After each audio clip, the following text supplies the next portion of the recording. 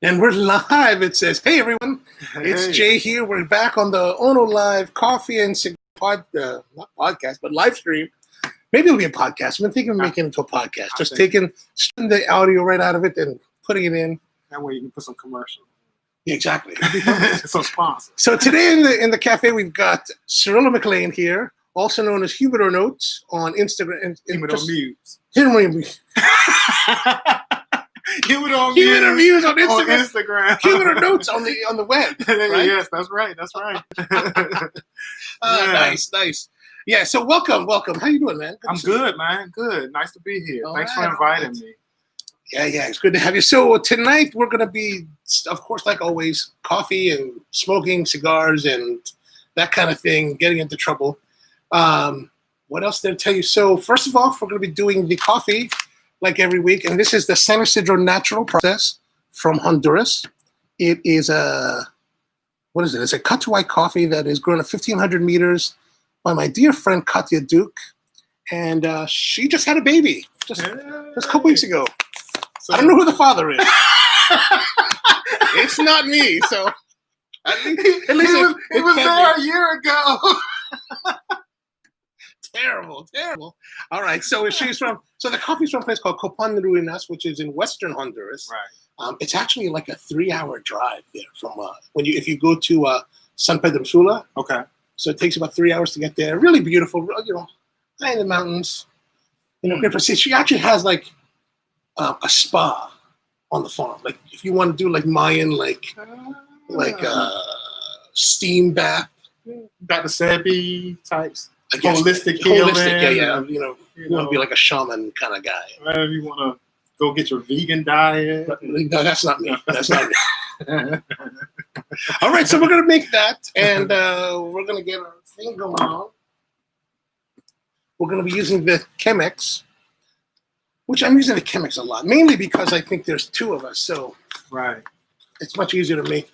I'm kind of lazy when it comes to making coffee. I don't want to No, I can't imagine that. Well, otherwise I have to make two. This I can just make one. Yeah. All right, so we're using the coffee. It's already ground in the Baristas Virtuoso. It smells like pipe tobacco.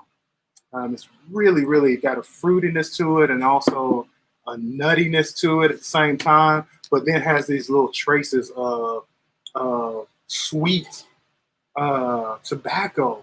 Oh, that's the way it smells anyway. I have no idea how it tastes, so I hope it's wonderful. Well, I hope you like it. All right, here we go. So who's out there tonight? Let us know. Drop us a note. Yeah. Say hi. Tell us what you're smoking and what you're drinking. All right, here we go. Brewing. How do you brew coffee at home? Do you brew coffee at home? I do brew coffee at home. Right now, I just use a single serve drip coffee maker. I've done it so many different ways. You mean Keurig? No, just a single serve with a plastic screen with a coffee. Oh, okay, right on. Drip on through. I hate it. Nice. Right? But why do you hate it? Because it's not as robust, and it's not. I mean, it really doesn't have the flavor that you will from like a French press. Right. Some of the other machines also kind of seem to spread the liquid a little better. This kind of drips in the middle. And so you get this little divot, and then all the rest of Oh, yeah. How do you pour it? So it drips into a cup. If you're getting a divot, see, like here, look at this one, right? Right. It's kind of getting a small divot, but I think maybe it's the way you pour. If you pour around the side a little bit, see how even though there was a little divot, I pulled it back up by pouring around it on the edges. Yeah, so that's sexy as hell. But see, this is the thing. Mine is not like that. Mine is you open the lid, you pour the water in the back, you close the lid, and then there's a little spray nozzle. Oh, it's one of those? You can't do that. Yeah, no wonder you're unhappy. I got it. It's horrible. You got some folks that tuned in. The thing is that I do this because I'm cheap. I don't want to spend money on like a big brewer. Yeah. This is only like $40. That's not. I mean, that's probably more expensive than what I. I think mine came as a free gift, like opening up an account. Oh no. At the bank, you're like Mr. McLane, we've got a bank. That was a wonderful gift for you. We really appreciate what you did at Nakatomi Tower. Yeah, so I mean, but I've done it several different ways. Done it the way that you're doing it right now. In the past, I liked it, but it was too ceremonial for me early in the morning. Oh yeah, I get that. I get Right. that. Even I don't do this in the morning. Right. And I've also done it with the French press. Oh yeah, that's. I'll do that in the morning. Yeah, But this pouring stuff in the morning, my hand very ain't good. stable enough. I need coffee in order to get a stable hand in order to do this. Gotcha. I got it. Yeah, so. All right, so let's see who's out there. So Tony says he's smoking the Tatuai Karloff and Pure Leaf Tea. Good choice. Yeah. I had a Karloff last week. It was really good. Oh, yeah? I don't think I've had that You yet. haven't had it yet? That's the new Monster. Oh, yeah? No, I haven't had that. Right. So, yeah, it was really good. I enjoyed it. I enjoyed the second half of it better than the first. What was it? Was the first like? The first was just kind of it just wasn't special yet. It's almost like it needs Time. Oh. Just a little time. And I think Ra had just unboxed it and it was like, here, He's got some. He has Totally some. need to go down there. So I don't think it rested in the humidor long enough. So the first third was just kind of like, okay. But I know Pete, so it's gonna get better, right? Right. And then I hit that midway point. And I didn't want to put it down. It was like it was like a s'mores. It was like smoking a s'mores. It was awesome. Nice. Really enjoyed the marshmallow, graham cracker, chocolate. No, I was impressed. Oh, that sounds delicious. Yeah. So I don't know if that's your same experience, Tony, but I really did enjoy that Karloff. Well, I'm sure he'll let us know as we go along. Yeah. So Matthew's out there. He says, "What's up, guys? I'm unfortunately not drinking or smoking anything. Oh, that's too bad. I use a Be More Brazen Plus and a French press for my coffee. Oh, good choice. Sorry you can't be smoking, but next week, plan on it. Yeah. Rusty's up in New Jersey. Okay. Evening, fellas. Brewing an Ethiopian Guji from a local Jersey roaster, paper plane company. Good. Rusty, you're not coming down this weekend, are you? His wife is a opera singer, for the Metropolitan Opera. Okay. Like that level. Like real. Yeah, not like me. Like real. Real. That's awesome. I'm getting paid and traveled around the world to see. Yeah, you're a Ravens fan, right? Yeah. Absolutely. You don't have an opera singer on the team, right? Oh, Justin? Yeah, the kicker. Yeah. The kicker's an opera singer. Yeah, are you not a Redskins fan? Oh, it's not Redskins anymore. That's politically incorrect. Sorry, that's political. The Washington football team is. Couldn't they come up with a different name? They did. And what happened is what was the name? Seminoles? No, it was the Red Tails. Really? Yes, but it has significance to it though. So the Red Tails were like So it goes from Redskins to Red Tails. But Red Tails was actually really a good name because this was the name of the fighter squadron for World War II. The Tuskegee Airmen, the black fighter pilots. They were called the Red Tails, and so they were thinking really hard, and and it's like, okay, we like that. They drug their feet, and then FedEx was like, you got to change his name or else we're pulling our sponsorship. And they were, okay, well, we'll do the Red Tails. Well, come to find out, while they were dragging their feet, a guy in Virginia registered all the names that they had considered. That's amazing. That's what they refused to okay. He trademarked every name that they had considered. And so that's why they're the Washington football team now. Wow. Right? I didn't know that. That's crazy. That's crazy. It is crazy. Smart, but crazy. Very smart. I'm mad that I didn't do it. Well, but they didn't pay him. Not yet. Oh, you think they will? Possibly. So is there any problem from them going from Redskins, which is American Indian, to African American? It probably is, but that problem doesn't exist yet. Oh, so you get, right, because it's not changed yet. Right. And then so things culturally things change too. Mm-hmm. So what's okay now today may not be okay. Well, we'll be dead by that time. I hope not. I'm vegan. We don't die, we multiply. Well, if it takes 50 years. I still got 50 years left. Okay, right on. How many years you got left? Well, I'm 51 now, so that's a stretch. Well, they say that. Is this mine or is yours? Yeah, that's yours. Okay. Or if we get like this one. No, this is fine. So they say that we're supposed to live for 130 years. That's really biologically we're supposed to. That's and I'm okay with that. Yeah, that'd be awesome, right? 130 years. I mean, you'd be 70 years old and be like midlife crisis. I'm just now getting my convertible.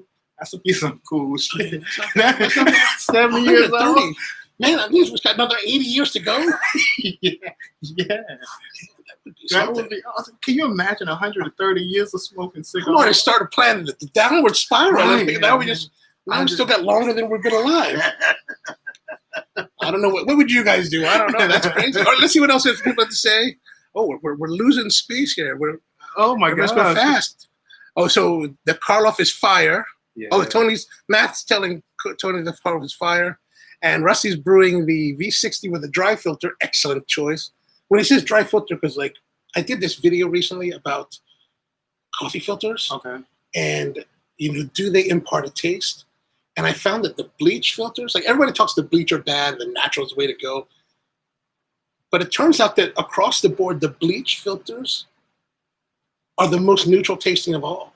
Yeah. The ones that are brown, man, they taste terrible. Like you'd really like taste a serious flavor to them. Well, because they don't have chemicals in it. Yeah, but that's not a good thing.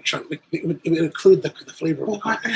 Yeah, okay, so I would rather taste the natural. Personally, than to taste the chemicals that come from the bleach. Like I'm not drinking bleach. I'm sorry. It don't taste like bleach. It does taste like anything. Exactly. That's not natural. Everything tastes like something. Okay, maybe I'll only live to 100. Maybe I'll only live to 80. 80. You good with that? All right. So who else was it? So Matt says local B&M had him got a couple singles. He was talking about the Karloff. Yeah. And smoked one and ordered two boxes. He really liked it. Right on. Smart. Good choice. And s'mores, he likes that. Oh, so he's good with the s'mores. And so we got George out there smoking the AJ blend. And then Rosa de Guadalupe with a vodka martini. Wait, the Rosa, is that a drink? The Rosa de Guadalupe? What's it, Rosa? No, the Rosa de Guadalupe. The Rose of Guadalupe. Yeah, I never heard of that. Is that a tequila? Is that a tequila? I don't know. It sounds good, though. It sounds good. Anything's a rose, and a rose is still a rose. So Anthony's on here. With vodka martini. That's nice. No, Rusty's not coming this weekend. Oh, yeah, so Rusty's wife is playing on Saturday. So Saturday at 4 p.m. with the Maryland Opera at Turf Valley. Okay. Tickets are online at marylandopera.com, I think, or .org, whatever it is. It's one of those two. So is it a live stream? It's a live performance in person. What? Hold up. The audience? With the audience? Yeah, with an audience and a band. How are they doing this? We're all dying. It's no big deal. It's not for vegans.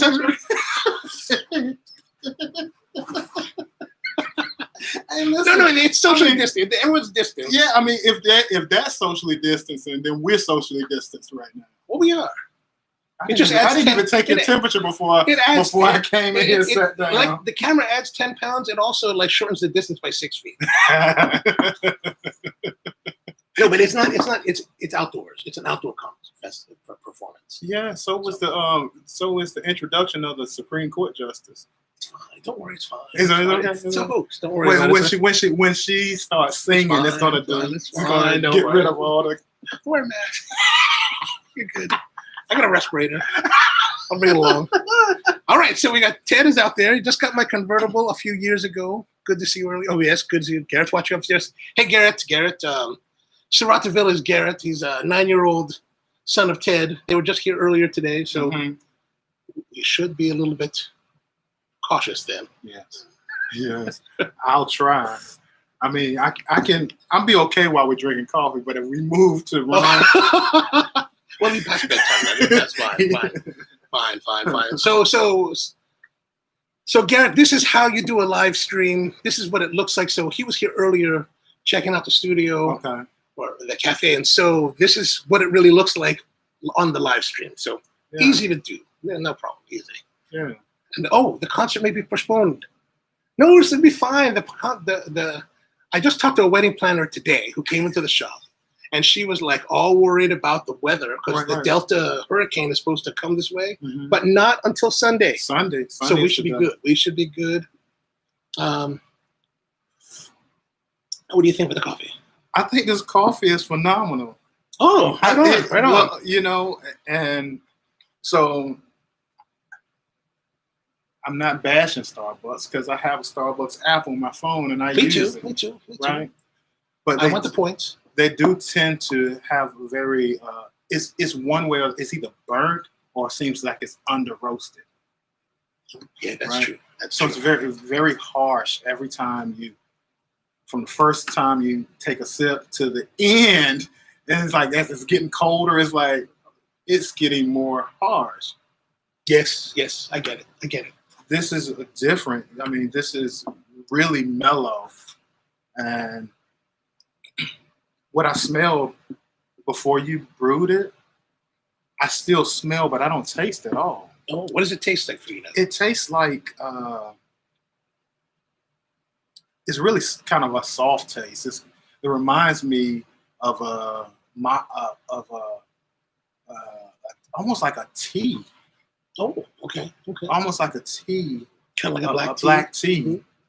That may have some espresso beans in with the tea. You know what I mean? That's kind of what it reminds me of right now. This is really good. I feel privileged that you brewed this in front of my face. It's almost like when you go to certain restaurants and they make the guacamole at your table. Oh yeah. Fantastic. It's like, oh my gosh, they left the pit there too.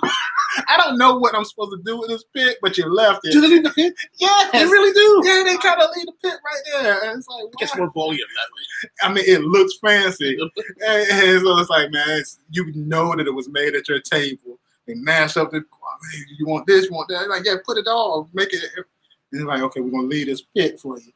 Which is actually trash, so it's a terrible thing to do. Leave the trash. Yeah, that's what I was thinking. Like, this is trash. Why are you leaving your trash? But it's sexy, I guess. It's sexy. That's all it is. It's sexy. It's all about sexy. All right, that's good. So let's move to our cigar. Okay. So our cigar comes from Raul's place, Tobacco Leaf. Yeah. Jessup, you hang out there. That's how I got to know you, right? That is how we met. I think we met. It might have been a Jessup, his first location in the shopping center, and we had some crazy. Thank you so much. We had some crazy times over there. Oh yeah, for sure. You know, that had to been at least 5-6 years ago that we met. No longer than that. Longer than that? Oh gosh, for sure. You thinking closer to 9? Well, let's see. I started coming down because one of my good friends from Hawaii is a guy named Marvin, and Marvin Chang runs I've known him for many years, since the 90s, and he called me one day and he's like, "Hey man, I'm gonna be at the airport in Baltimore. Right. Let's meet up." And I was like, "All right, let's meet up." So I told him, "Hey, let's find a cigar. Let's have a cigar together." So I looked up Tobacco Leaf at the old location. We met up there, and I've been there a couple times before already by this point, but like I hadn't gone there a lot. Right. And so Marvin came, we met there, we had a cigar. We ended up hanging out with Brew, came and hang out with us, and we talked. And then like that's when I started hanging out more. Gosh, you know what? That's probably almost 10 years ago. Yeah. Okay. Yeah, I can. So we've known each other at least 8 years. Yeah, at least, for sure. Yeah, and it's been a good ride. That it has. All right, so we have. Let's see. Antmo's in on the. Oh, is he? Oh, good, excellent. Let's see. Tony says it's no black label Cazadores, but it's pretty. Oh, so he doesn't like it as much as the black label. Oh, all right. Okay. I would buy boxes.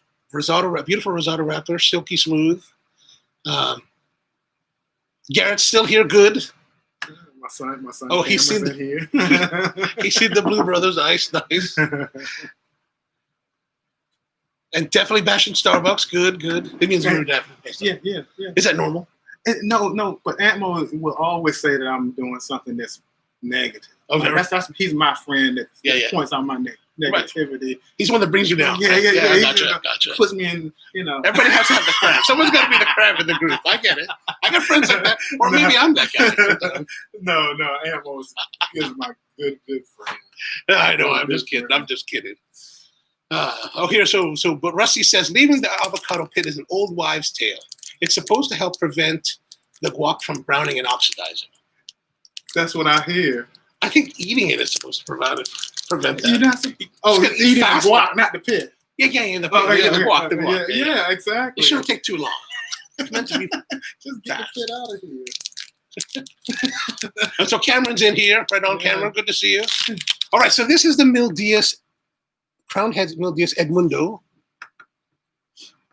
This is a what size is this? This looks like a Robusto. Yeah, it's a 5 3/8 50 by 52, and it's from Nicaragua. The interesting thing is that I don't know how you feel, but there's a lot of they don't really tell you too much about cigars. They don't. Like they say, what's country origin Nicaragua? Right. The wrapper is Ecuador Habano. Right. Binder Nicaragua. Filler is Nicaragua, Peru, Costa Rica. That's an interesting combination for the filler. Yeah, that should be interesting. You normally don't get your Costa Rican tobacco or like Panamanian tobacco. It was a little more expensive. Is there Panamanian tobacco? Oh yeah. Oh, I didn't know about that. Yeah. So first time I had Panamanian tobacco was in the black market, Alec Bradley black market. You remember the black market? That has Panamanian tobacco? That has Panamanian tobacco on it. I didn't know. Very, very small amount, but yeah. And I believe that what happens is that it's just expensive tobacco, not because of the quality, but because the labor costs are more. Oh, the labor costs are more in Costa Rica. Labor costs are more in Panama, and so. Yeah. That's for sure. Probably the same way in coffee, right? Yes. Well, it's interesting. Like I don't really buy much from Panama as for coffee, but I do buy from Costa Rica, and it's interesting because Costa Rica actually has Social Security programs for their workers. Their wages are higher, so yeah, I totally understand what you're saying when you say that. That's good. Yeah, it's good. It's good because that's good. Well, I know there are opposing views. Well, no, it's interesting. Like in the coffee business, there's a lot of coffee companies that talk about we're doing good for the farmer. We're impacting them in their lives. We're making a difference. There's a lot of altruism being spoken. There's no way that it's happening. No, I mean, I go there. I go there on almost every year, right? And I'm on the farms, and I see the workers. I do see the workers. I talk to them, and they do seem content, happy, and they are being paid from the farms that we work with. They are being paid a higher scale than the average. Mm-hmm. But fair trade agreements. Well, no, fair trade is actually the fair trade is interesting because fair trade, their rate hasn't really changed in 30 years. So how fair it is? Yeah, what the hell you mean it's fair?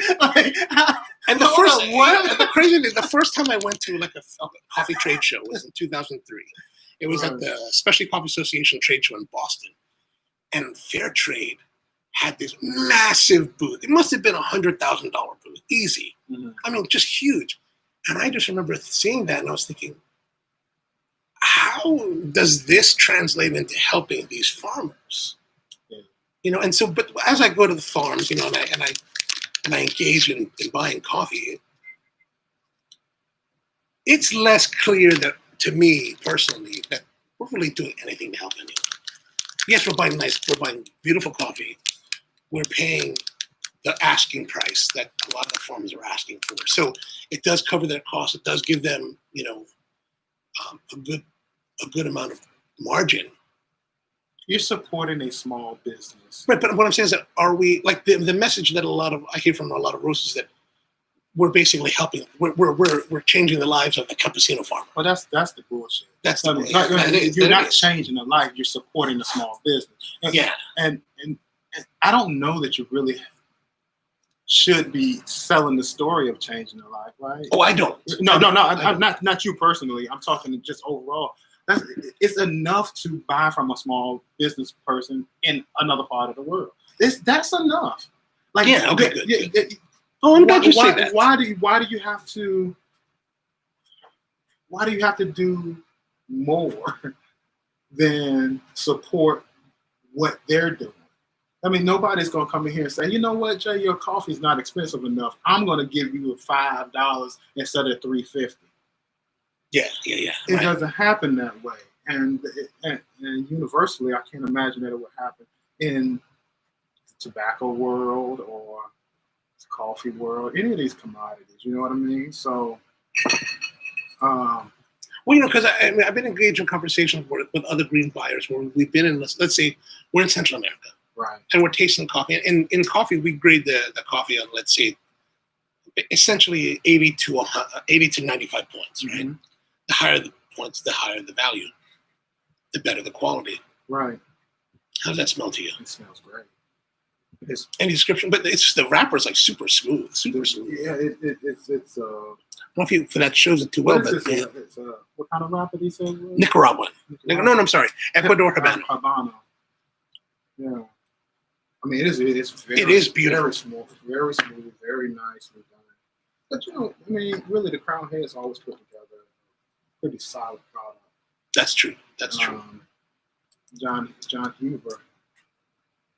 Do you know them pretty well? I don't know Mike well. I know John better. Okay. But I haven't been around John in quite a while. I think he probably sticks more to Tennessee now. He's never really been a big traveler anyway. Okay. But yeah, John. So I was talking to you earlier about this whole unbanded thing. I noticed you took that off. I took the band off. Okay, so what's up with that? All right, so I mean, as I was, this is my passion. This is one of my passions, one of my hobbies. I love cigars. I love everything about it. I created a product for the industry. Oh yeah, we need to get it. Well, we talk about it. We'll come that later. So I'm seeing that all this, social unrest is happening, and people are getting, things changing. People are getting things to change around them, and you have people deciding on, but nobody's really in the cigar industry really saying anything about the killings of unarmed Black people and, in the world. Nobody in the cigar industry is saying anything. And then we had this whole thing in the social media world was okay, well, June, I think it was June 2nd or something like that. We're going, we're blacking out our Instagram just in solidarity. Oh, I remember that. You remember that was from when George Floyd was killed. Yes. And there was a few cigar companies like Ashton did it. Epic was one of the companies that did it. But not many did it. Crown Heads actually did it. Okay. Now, why do you think cigar companies were reluctant to get involved? Any thoughts? Well, I think generally because they don't really see them. They see Black issues as issues that are a minority of their constituent base. Their customer base is small, right? So it's like, the Black community. Yeah, okay. I believe. Okay. I believe that's the way they feel. I don't know because nobody's saying anything. But how funny is it that this is the case when the reality starting off nice. Really, really nice.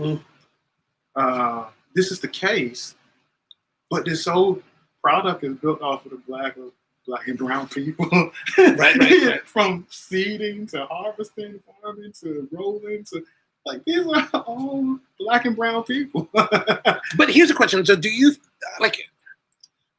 think that like a lot of the people that are involved in tobacco and cigar production are of Latino descent? Absolutely. Do you think they see themselves apart? I don't know. I'm Latino descent. Okay. My father's from Panama, Oh. and so, but he's always identified as a black man. Mhm. You know, so I don't see them seeing themselves as any different. Okay. They're just they're just from a different part of the world. So, but the whole thing was I was like, okay, listen. I mean, but what I mean by that, but do you think that, like, I wonder, do they see themselves as being separate, like in the way that Ted Cruz would see himself as separate? I think that's regional. I think that's different countries. Okay, well, I mean, in the American industry. In American, what do you mean in the American industry? I mean, a lot of the cigar manufacturers that I'm aware of are Latino, but they're in Miami. They're in the US. Right. And they identify very much as being part of the U.S. Right. I think they do. Well, I don't know. They're very proud of their countries and the countries that they come from. They don't, like, some of my closest friends. I mean, hell, Enrique Sanchez with 1502 Cigars, Mm-hmm. right? One of my good friends.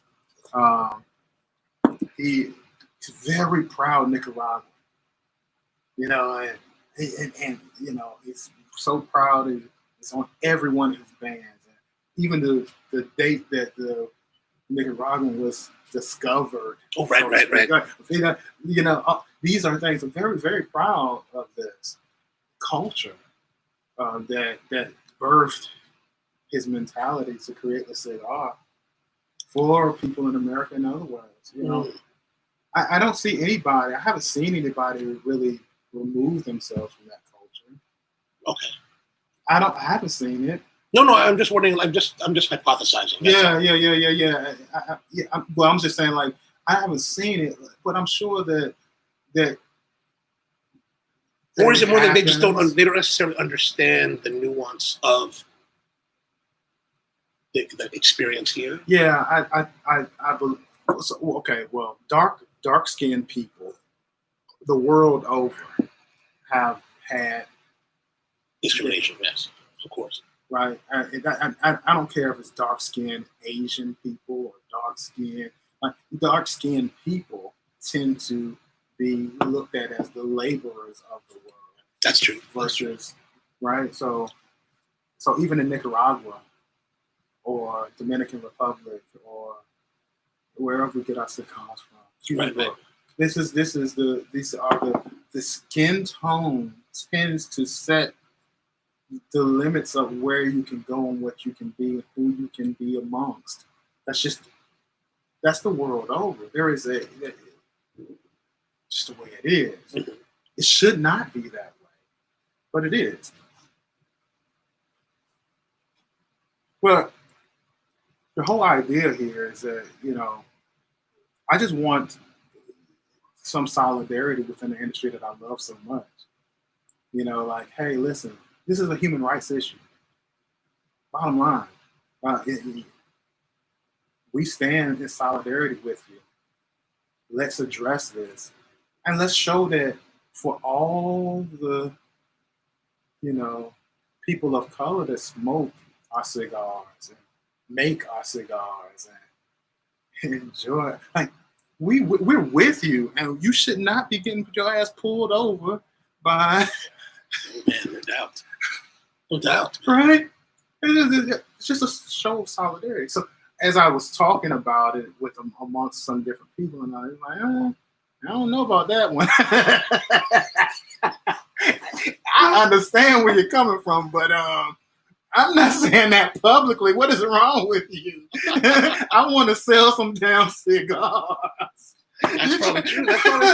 Yes. I mean, like, it is very true. Because a lot of the, I live up here in North Baltimore, and so a lot of the cigar smoking that happens up here is in a very conservative Right. area. So yeah, I totally see that side. Mm-hmm. Well,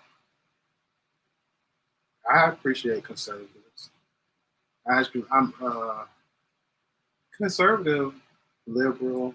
None of that stuff really makes a difference to me. I'm independent personally.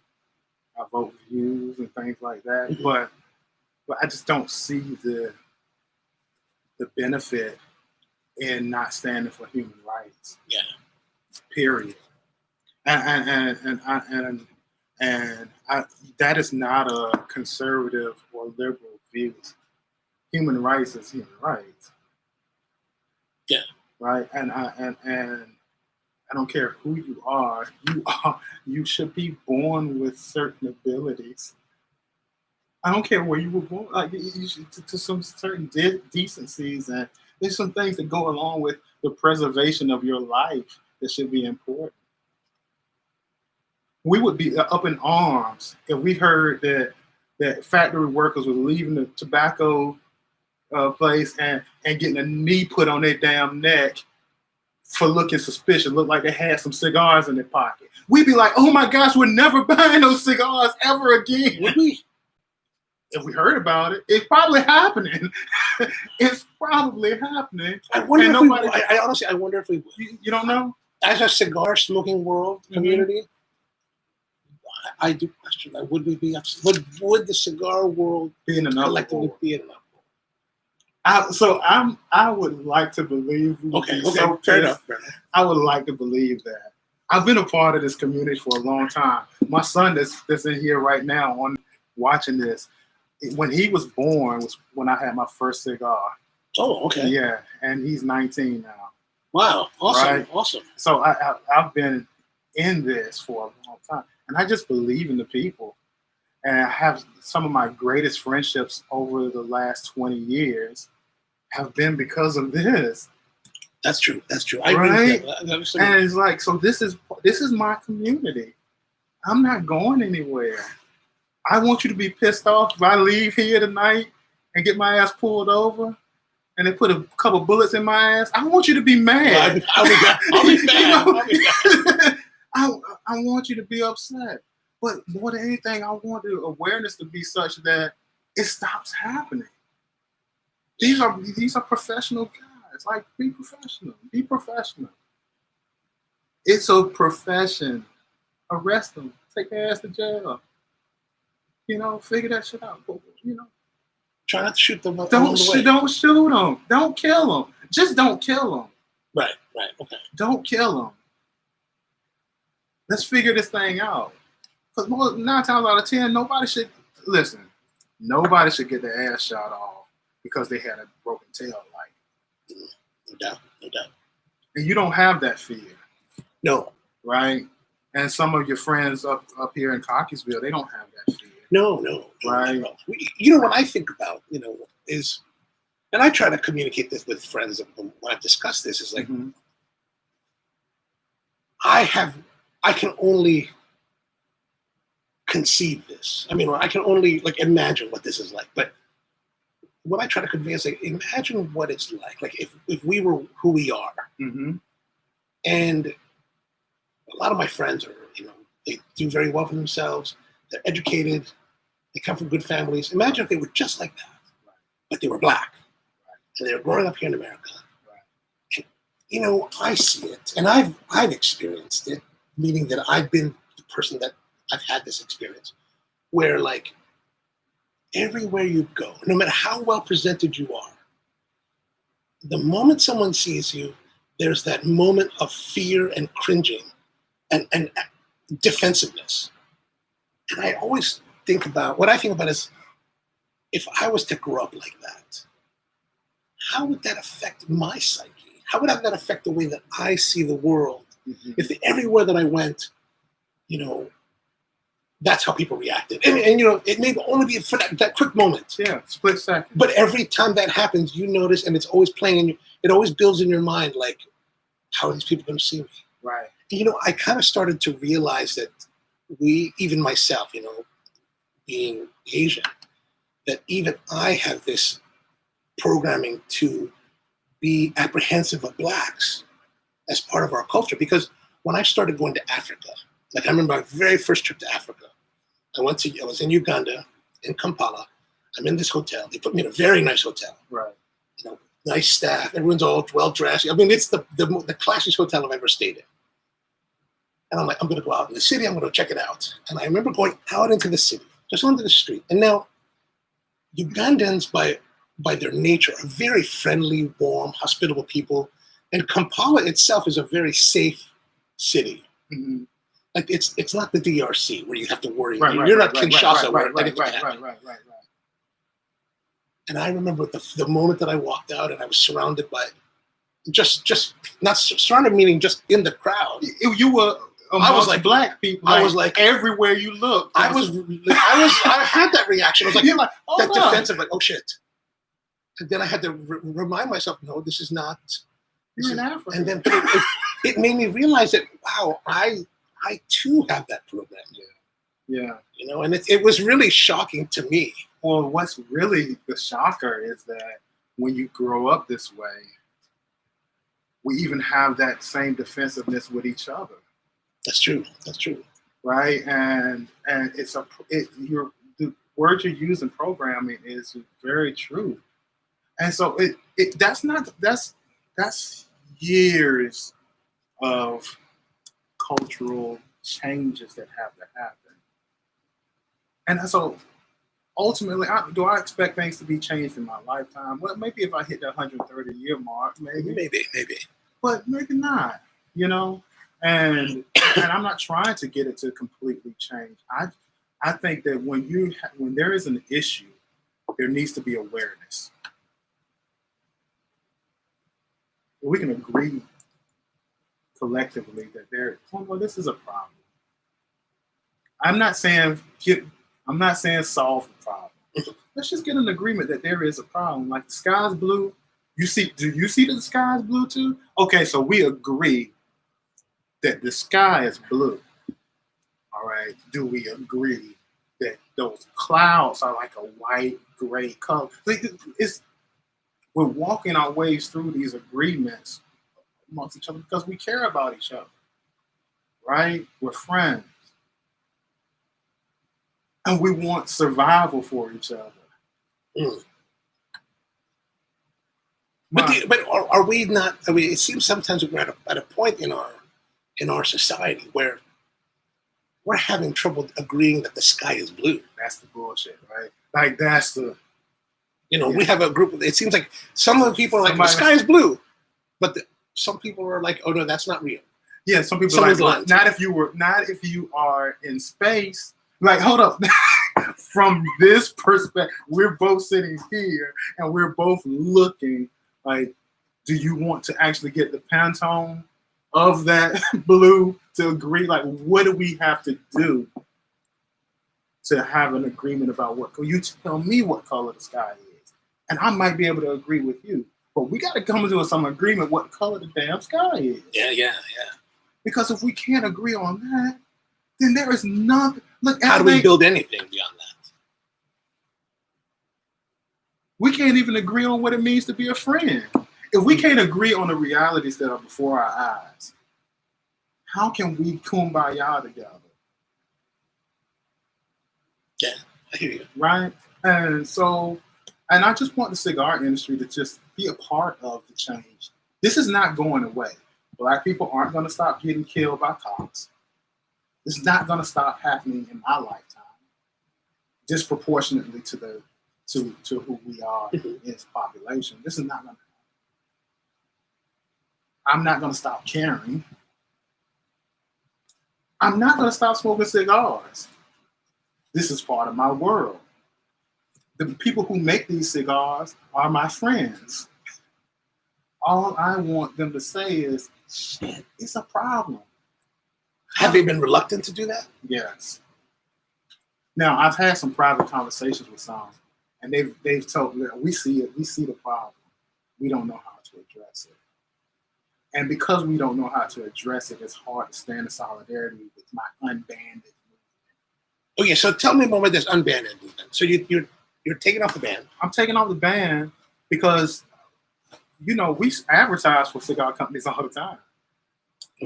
Right? Right. We get the cigars. It's like right when it started, right?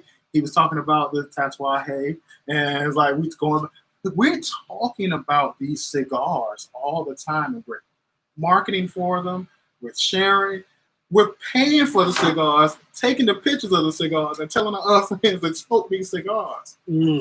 So we're paying for it and doing the marketing. And we're doing the marketing for it. It's a sweet deal for the cigar companies. Cigars have taken off since Instagram started, right? Okay. Because pictures are so important. That's a good point. Okay, yeah. Right? Cigars had dipped down, right? Then Twitter started picking up, and then you had these clusters of groups that was coming together. And then when Instagram came, where it's just straight up photos, it was like bam, bam, bam, bam, bam. It's like free marketing. And then now, every time you look around, you put a hashtag cigars, man, it's crazy. I need to look at that. Okay. Right?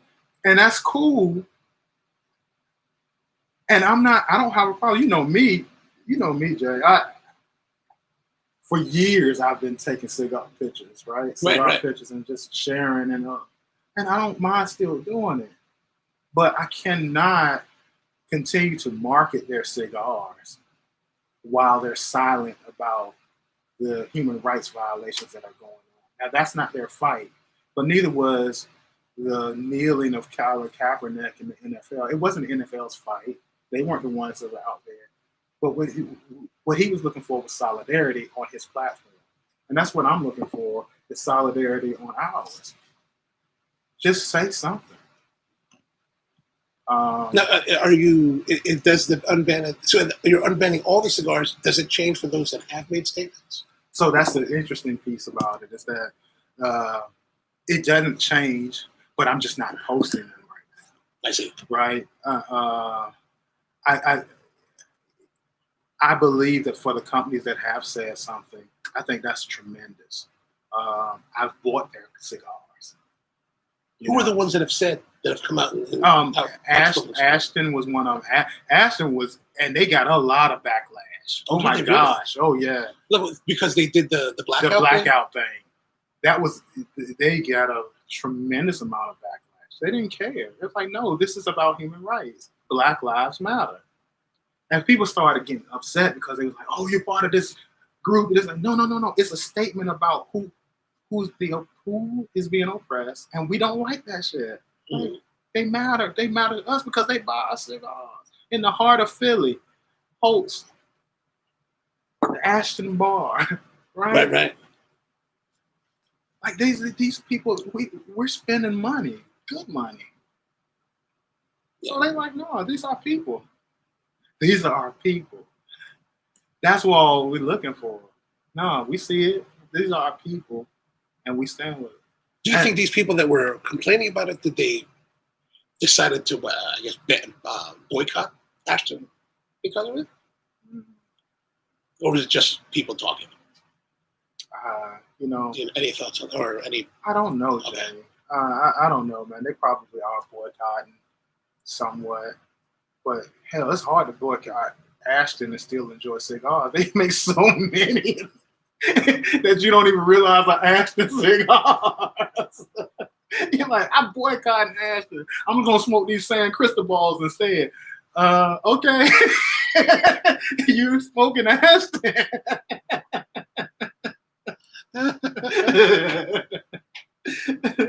So it's I think it's gonna be fun. I'm working on some things. It's funny, right? So and I don't know how he'll feel about me mentioning this, but so Pete Johnson, his company, the Tatuaje, had a hard time because they missed this whole opportunity to black out Tuesday and all that kind of stuff, right? So what Pete ended up doing is that he took out an ad in the back cover of last month's, I guess, was Cigar Press, I believe. Okay. And it was just straight black. Now, no ad. So it was a cover, the back cover, straight black. No logo. Logo at the bottom. Okay. Well, I think that's important because you need to know who's doing it. right. And I thought that was tremendous. You know, it was. Was it just black, or was it a Black Lives Matter notation? Or just black? Okay, just black. And but do you think that conveyed the message? I don't know, but I would imagine that somebody's asking, why the hell is Pete Johnson doing a black cover? And I hope that's, and so the whole idea is let's have a conversation about it. I can't believe. Well, I just wonder, like, if you know, he's got the black label, so it does that. Does it? Yeah, it could get confusing. Yeah, right? that's what I wonder. Like, it could get confusing. I don't know, man. It's his effort. Yeah, yeah. You know, it's his effort, and I don't know if it achieved the goal. Okay. But it's a start, mm-hmm. right? And I have some other ideas around some things that we're going to be able to do for people who are in solidarity. Not everybody's going to be. And some people just feel like this whole thing is meaningless. What are you crying about? What's wrong with you? The world is different now. And that's fine. I get that. People feel that way, and I'm okay with that. I don't expect everybody to go with me. True. That's right. That's a good point. Right. And this is such a touchy subject because there are so many examples that are unjustifiable and unexplained. And so it's like, oh my gosh, why did he get shot? He must have did something wrong. Yes. He must have a record somewhere. Somewhere we're gonna find out why we shot him. That's for sure. Like, what? Are you kidding me? We're gonna justify this shooting some way, somehow. What did he do in fifth grade? Yeah, exactly. Well, it's kind of like, you know, on a much lighter scale. Like I used to go to Mexico a lot, right? Mm-hmm. Like monthly, pretty much. And at the time, send them on down there. Well, no. At the time, I was flying on U.S. Airways. Well,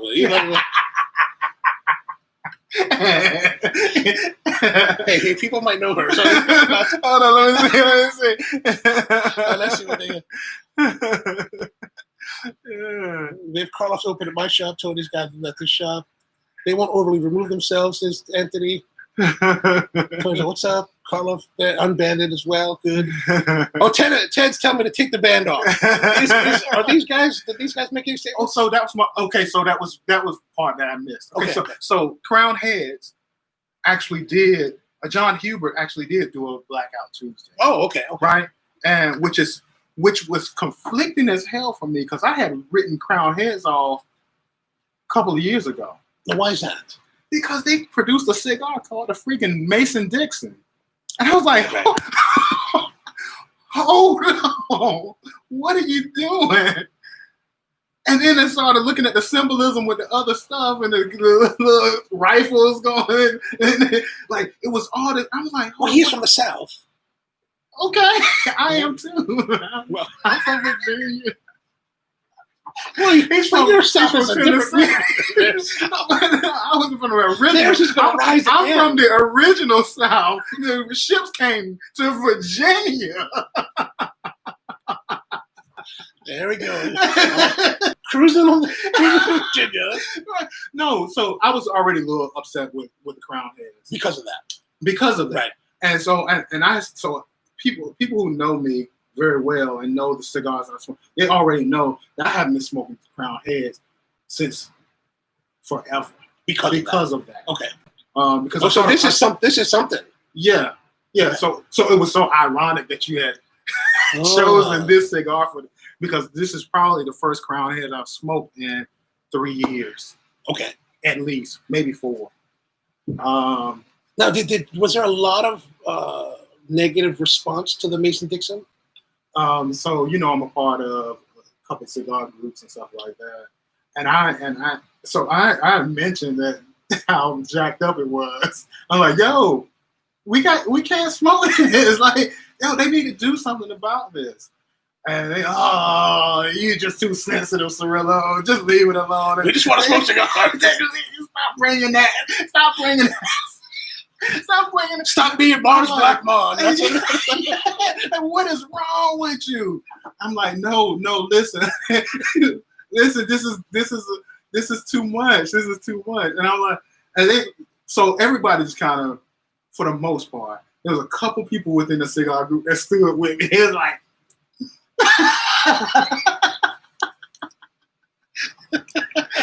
but it had no legs. None. Boy, people was buying the Headley Grange by the box. I'm protesting, like, and you're not gonna buy that box? I'll buy that box. And I'm mad too because I love that cigars. I put them with drumsticks. I can't do it with Like, drumsticks. man, I gotta stand on my principles here, but I love that damn cigars. I was so conflicted. So it's terrible. And so I started getting mad that I was even having this reaction. We talking about cigar. We was just trying to smoke a cigar, relax, and just enjoy. Well, I couldn't let the shit go, Jay. Well, yeah, I mean, I don't know their position, but you know, if ostensibly the idea is that buying the Mason-Dixon is to help the South rise again, well, that doesn't sound like a good idea. Well, it wasn't. That's not congruent with my goals. Well, I'm gonna tell you one thing. It could not have been a coincidence that the Maduro was the North and the Natural was the South. That is not coincidence. That took some thought. Okay, that's a good point. That's a good point. How did that happen in the Crown Heads camp? And what I realized. Did you bring that up? I mean, was there any communication to Crown Heads about this? So I'm wrong for this. Okay. Immediately, when it came out, I started composing an email to send to John, and I never sent it to him.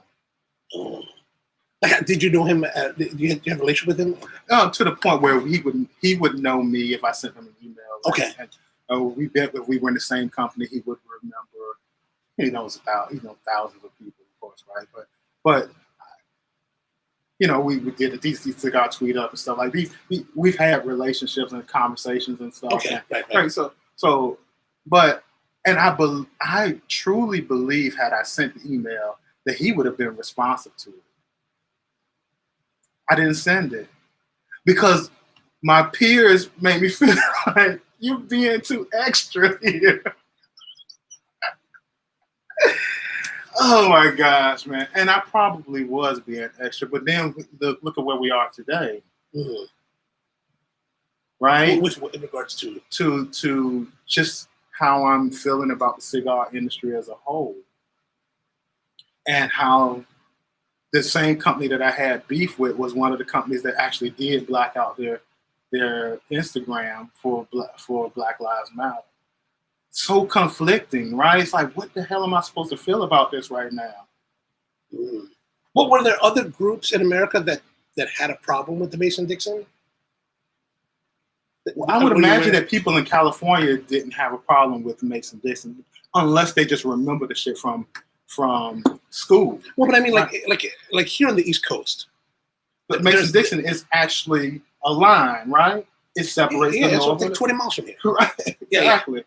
You know what I'm saying is like in this region, the East Coast, there's a lot of African American black cigar smoking. Absolutely, like a massive amount. Right. So you can't be the only person in America that noticed this, that had a problem with this. Maybe there's like two people in each of the cigar groups out there. So there's probably, several, maybe 100. That I would imagine ostensibly they would have made some kind of noise to Crown Heads. I don't know. Okay.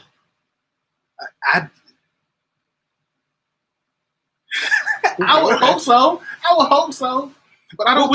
Could that be what helps to prompt them to do the blackout? The blackout, maybe. But I'll tell you this much. For the most part, we all just get together and we smoke cigars. We're not thinking that deep into it. Right. Well, yeah. Who really does? Who does that? Like just crazy ass people like me, right? Like, I'm writing notes about this. Like, oh my god, this was so good. I tasted marshmallows and. Well, yeah, I don't know how it is for you, but like speaking of like not really thinking too deeply, like most like the cigar group that I hang out with the most, we get together, we have a good time, we're just enjoying the company of each other, but we never get really deep. Like if I go with my like, I have a group of friends that are in Hawaii. Mm-hmm. And when I get together with them, man, it's deep. They're like, this cigar, and this wrapper, and this is the flavor, and this, and I'm like, I tell you what, it's like an education every time with those guys. I'm like, damn, really? This is beautiful. Well, it's about appreciation. So I'm a cigar nerd. Right. It's even like that when I hang out with you. Like, sometimes we're just talking. But I think that's sort of going back to it's most of the time it's just, you don't want to get too. Nobody really wants to get all deep and like. No, they had a long day at work, and they're like, man, just light that bitch up and smoke it. That's how. Don't be Radio Raheem. Just that's right. But speaking of Radio Raheem, he got his ass killed by exactly. That's what happened. All he wanted was some Baris for his damn radio. That sucks, man. That sucks. How real was that? Yeah. It's still today. Spike Lee made that movie, what, 25 years ago? Yeah. I remember when Spike made that. Right. I was at NYU when Spike made that movie. Right. It was what encouraged you to get into the film business. Yeah, that sounds good.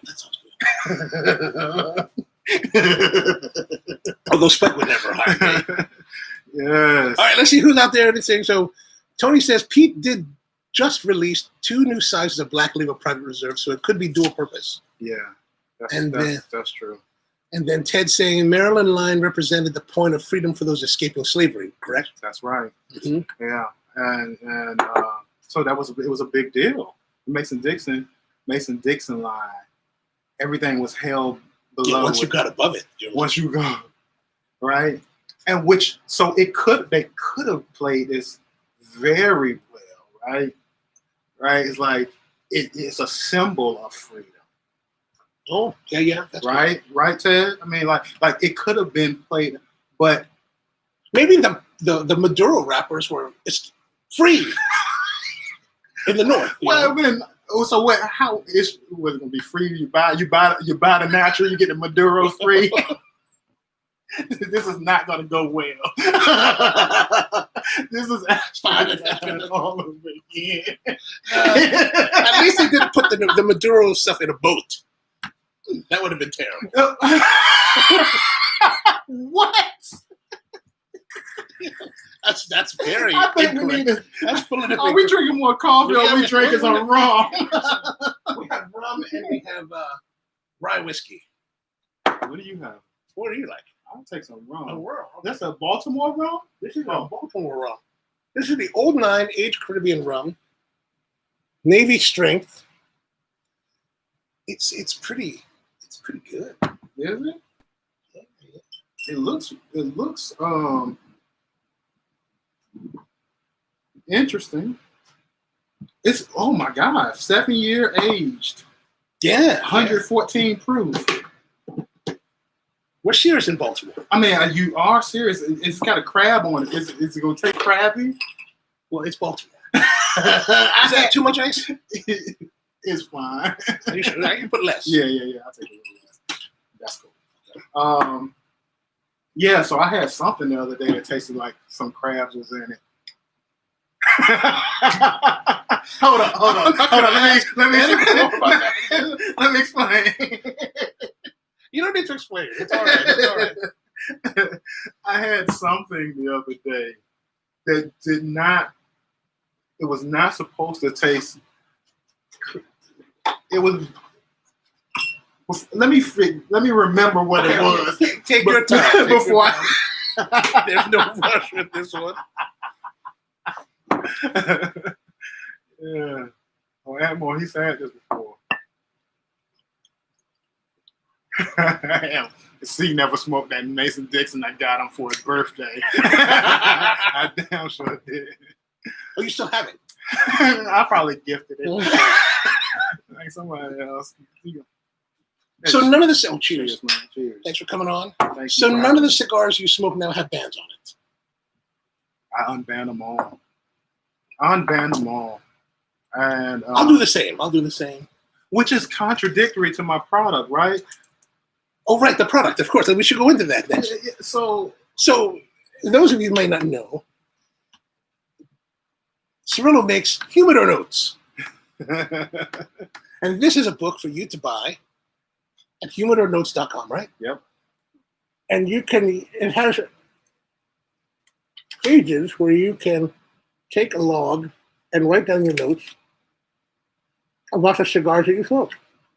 It even comes, as you can see, it's got the, you can hang the band. It comes with the stickers to hang the bands in it, right? Yeah. In the back of the book, we have an envelope. Hold it closer to the lens. Have an envelope there we go. with glue dots in it so that you can take it and take the glue dot and attach it to your band and put it inside the... And a ring gauger. That's nice. Ring gauge, guide, ruler, you know. But not 70. No, it goes up to 64. That's pretty good. That's pretty good. You know, well, when I made it, man, 64 was huge. It still is huge. Right, but when I made this, like if you couldn't find a 64 gauge cigar. Oh, right, okay. Right? 60 was the limit. Well, how long did this come out? So I created this in 2011. Oh, okay. Right? Because I couldn't remember what the hell I liked to smoke. And so... Now, did you base it on anything? Was there something that's inspired this or just came? So you remember they had these big dossiers? It was a big notebook. Oh, yeah, the cigar, like... dossier. It was called Cigar Dossier. And I was like, oh, that's cool. But it's huge. Where am I... I'm not going to take this around in a backpack so that every time... I'm not bringing my stuff home to do this later. So I said, I need something that I can slide in my pocket. So do you do this for every cigar you smoke? I used to. Okay. Not anymore. Once I started learning cigars more, you know, I started kind of, you know, what happens is I'm doing the research to fill in the book. And so I was learning about different wrappers and binders and fillers, like what I liked, what countries I liked the cigars from, just all these things. It was really educational for me. And so I didn't need to. After a while, I was like, okay, I'm gonna put my special cigars in there, or special moments with cigars. So, like, even if I didn't like this cigar, but which I do like it, I would have put the band in this book because of us having this together right now, and then I would probably got you to sign the book. Oh, okay. Right, just because it's like, okay, at some point I won't be here anymore, and I tell my, you know. But like this is a record of the things I was doing, the people I was hanging with, the, you know, companies that existed when I was alive. Like these are in my own handwriting. Oh, that's nice. That's nice. Right? And so it makes it really special to pass down. And you know, I got tons of these that are filled with, you know, memories. So I open it up sometimes, like some of the old ones. I'm like, oh man, now I remember that day vividly. The Redskins was playing the Cowboys, and like, you know, this was the outcome. Like, as men, we don't really write. We don't have diaries, and we don't have journals. We don't do that. We're expected to suck it up. Yeah, but I'm not like that. I'm a gentle man. I'm a gentle man. So where can they get this? So Rusty's asking where he can find the Cigar Journal. So the Humidor. It's called Humidor Notes, not Cigar Journal. Yeah. That's a magazine. Yeah, Cigar Journal is a magazine. It's Humidor Notes. You can go to humidornotes.com, and I sell them by the 3 to a pack for like $13, and I do priority shipping, so it comes out to being about $20. You get them in a couple of days. Now there's some. You have them in some cigar shops. Is that correct? I do have them in quite a few cigar shops. Raul is one of the shops that carries it around here, and Draper's carries it, and a few other cigar shops. They used to have them right up here at Cockeysville. What, the Humidor? Yeah, the Humidor shop. The Humidor shop. Humidor. The Humidor shoppy. Yeah, they used to carry them. They haven't ordered any in a long time.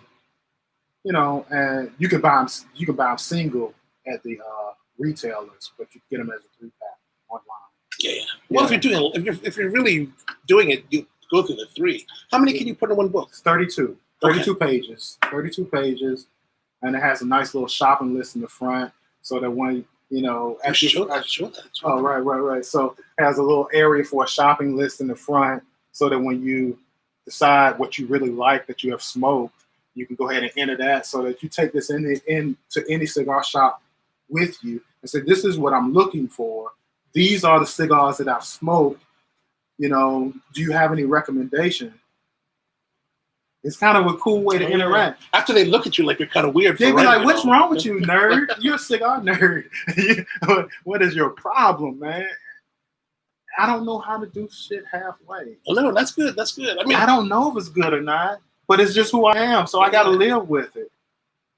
And so whenever I'm doing something, I'm always thinking of what's the complete solution. Mm-hmm. I don't like clumsy design. I like things that it's a complete solution to a problem, which made me very uncomfortable with the Unbanded because I was protesting, but I didn't have a solution. Oh, gotcha. But I have a solution now. Oh, what's that? I can't talk about it just yet. Okay. But maybe when I announce it, you can bring me back. All right, that sounds good. Sounds good. We'll talk about. We'll be back in 3 weeks. Or maybe when we're 125. Yeah. So what else is in the book? Like, what is it? Like, what are the different items that you catalog? So, in the book, you have an area for. So you have this is one here that I'll show the Drew Estates one. It's actually Herrera Esteli. You can see it there.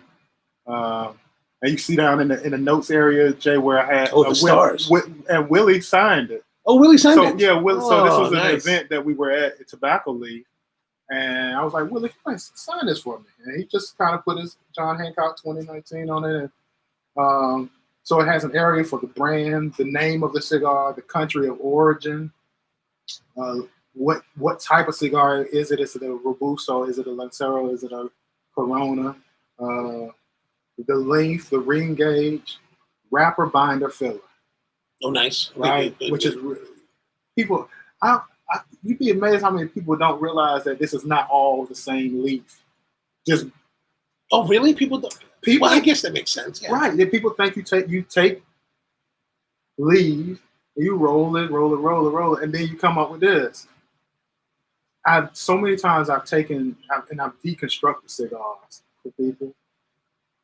And it's like, this is the wrapper, this is the binder, this is the filler. And amongst this filler, this piece right here, this sweet piece of gold is the Lajero. You know, like all these different things we're talking about because these are important parts of the cigar, kind of like with the coffee, right? It's like when we were back there, you were talking to me about, you were like, well, you have the cherry, then you have the 2 seeds, and then you have the husk, the one. You know all the parts to this coffee bean, and you know that each part of that coffee bean imparts something different into that final product. And the same thing with cigars, right? So I think that this helps people to start understanding what they like about cigars. So you put enough 5 stars behind Habano cigar, you're like, oh, I love Habano wrapper cigars.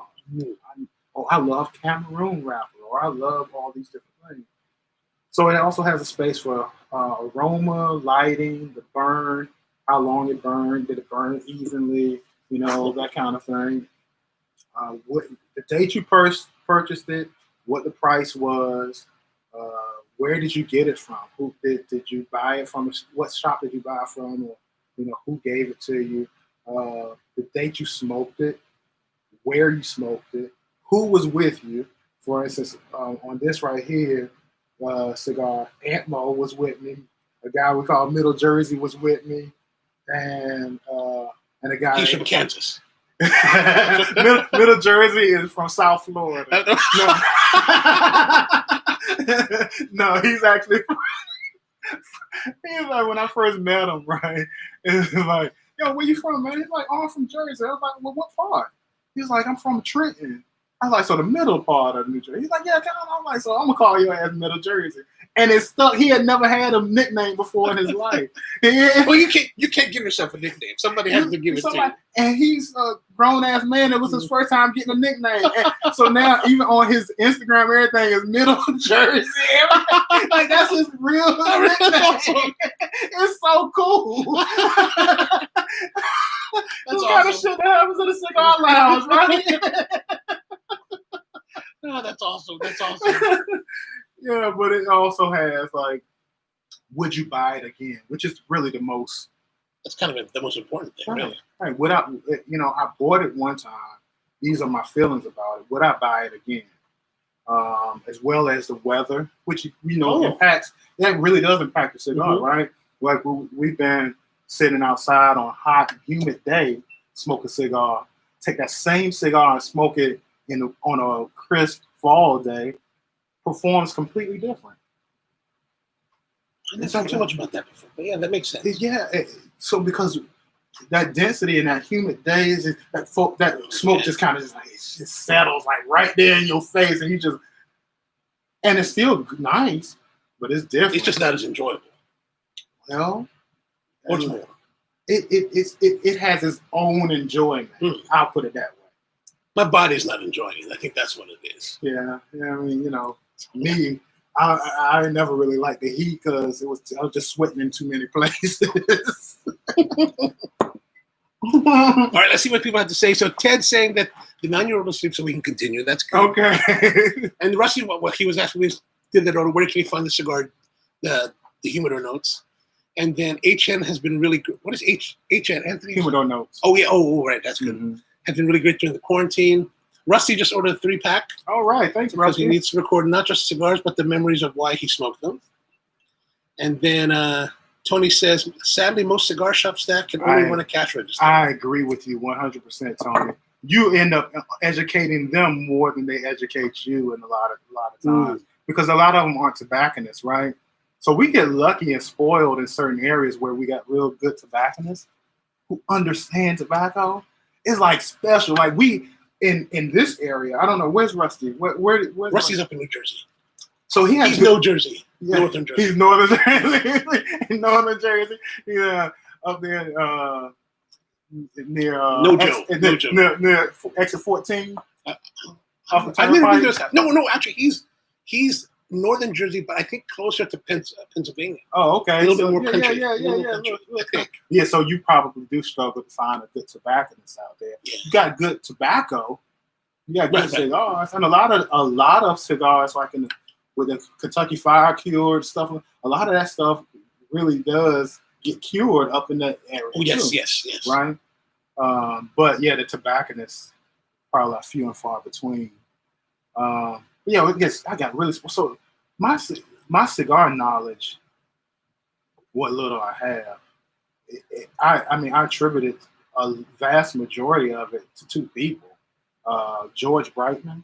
Oh yeah, George, excellent. George Brightman was, I just sat in Draper's for the first years that I moved up here, and he just taught me so much about tobacco and cigars. Because he was just hanging out there, right? He was working there. Oh, did he work at Draper's? Yeah, he was working there. So I learned a lot from there, and I also learned a lot from my buddy Jerry. Oh, Jerry okay, Cruz. Yeah. Jerry Cruz was running Stogie Review at the time. Okay. And he and I just had a chance to just sit back and talk about all these different cigars, and we were smoking the hell out of cigars. We would go through a flight of 858s, like this is the natural, the Rosado, the Maduro. We were doing it like it was a beer flight. We'd be high as a kite when we leave out of. You're like, I gotta go home now, man. But I learned a lot. But yeah, tobacconists are invaluable. I agree. If you love this, and people like, I just want to smoke it and relax. You're missing so much of this, and they're so expensive that it should be delivering more than just a smoke. Yeah, it's expensive. Right? You are literally burning $10 to $15. Like if you think you're burning $10 to $15. Well, I'm burning $20 of your money right now because you bought these things. I'm crying. Actually, I don't smoke. Like I've said in other shows, I don't really smoke expensive cigars very often. Right. Personally, I like the. I mean, when I first met you, you had all kinds of Tatuaje. I won't say that I haven't, but now I've come to the point now where it's like, if it's like $12, $13, I do think twice. I'm like, oh, especially when you can get great cigars for like 7 to 10. Dude, one of my favorite cigars. I shouldn't be endorsing cigars right now, but I'm gonna go ahead and We can take the band off that. It's all right. The Illusione Rothschild. Oh, that's always a classic. Oh my gosh! That's like $5, and it smokes beautifully in the natural, the Maduro. Is just that's wonderful smoke, and you don't feel bad about burning.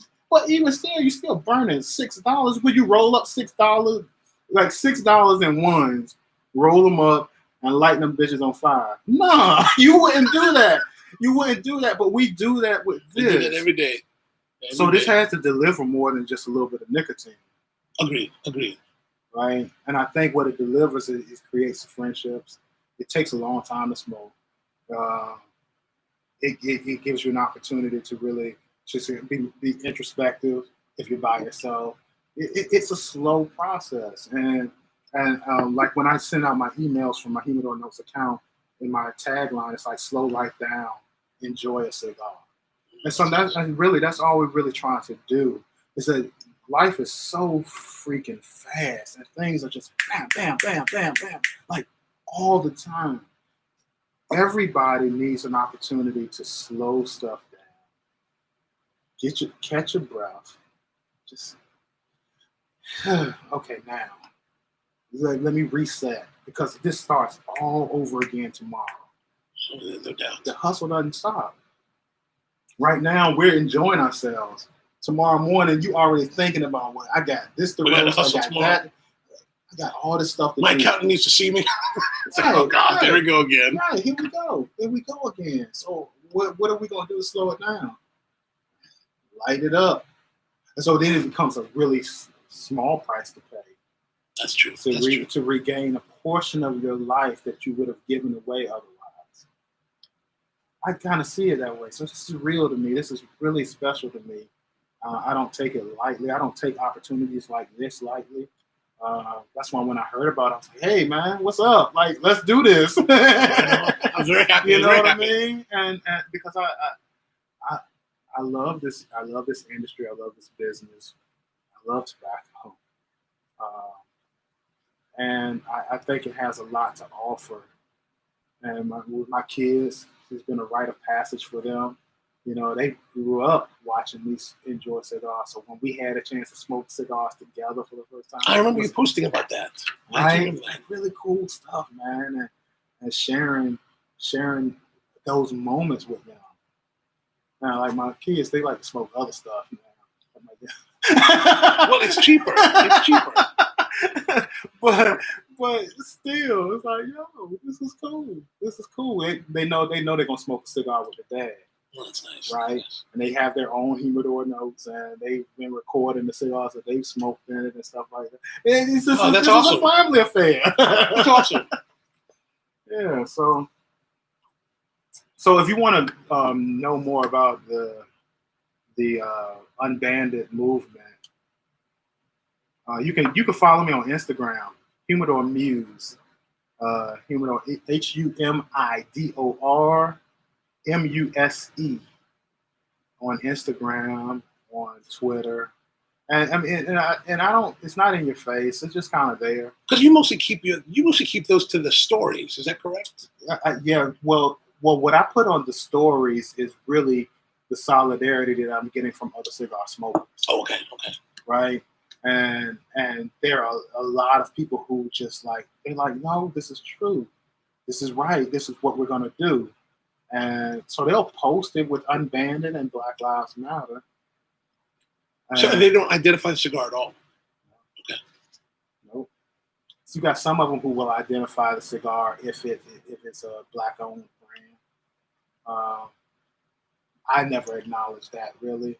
Because that's a whole separate issue. That's not what I'm talking about here. I'm not.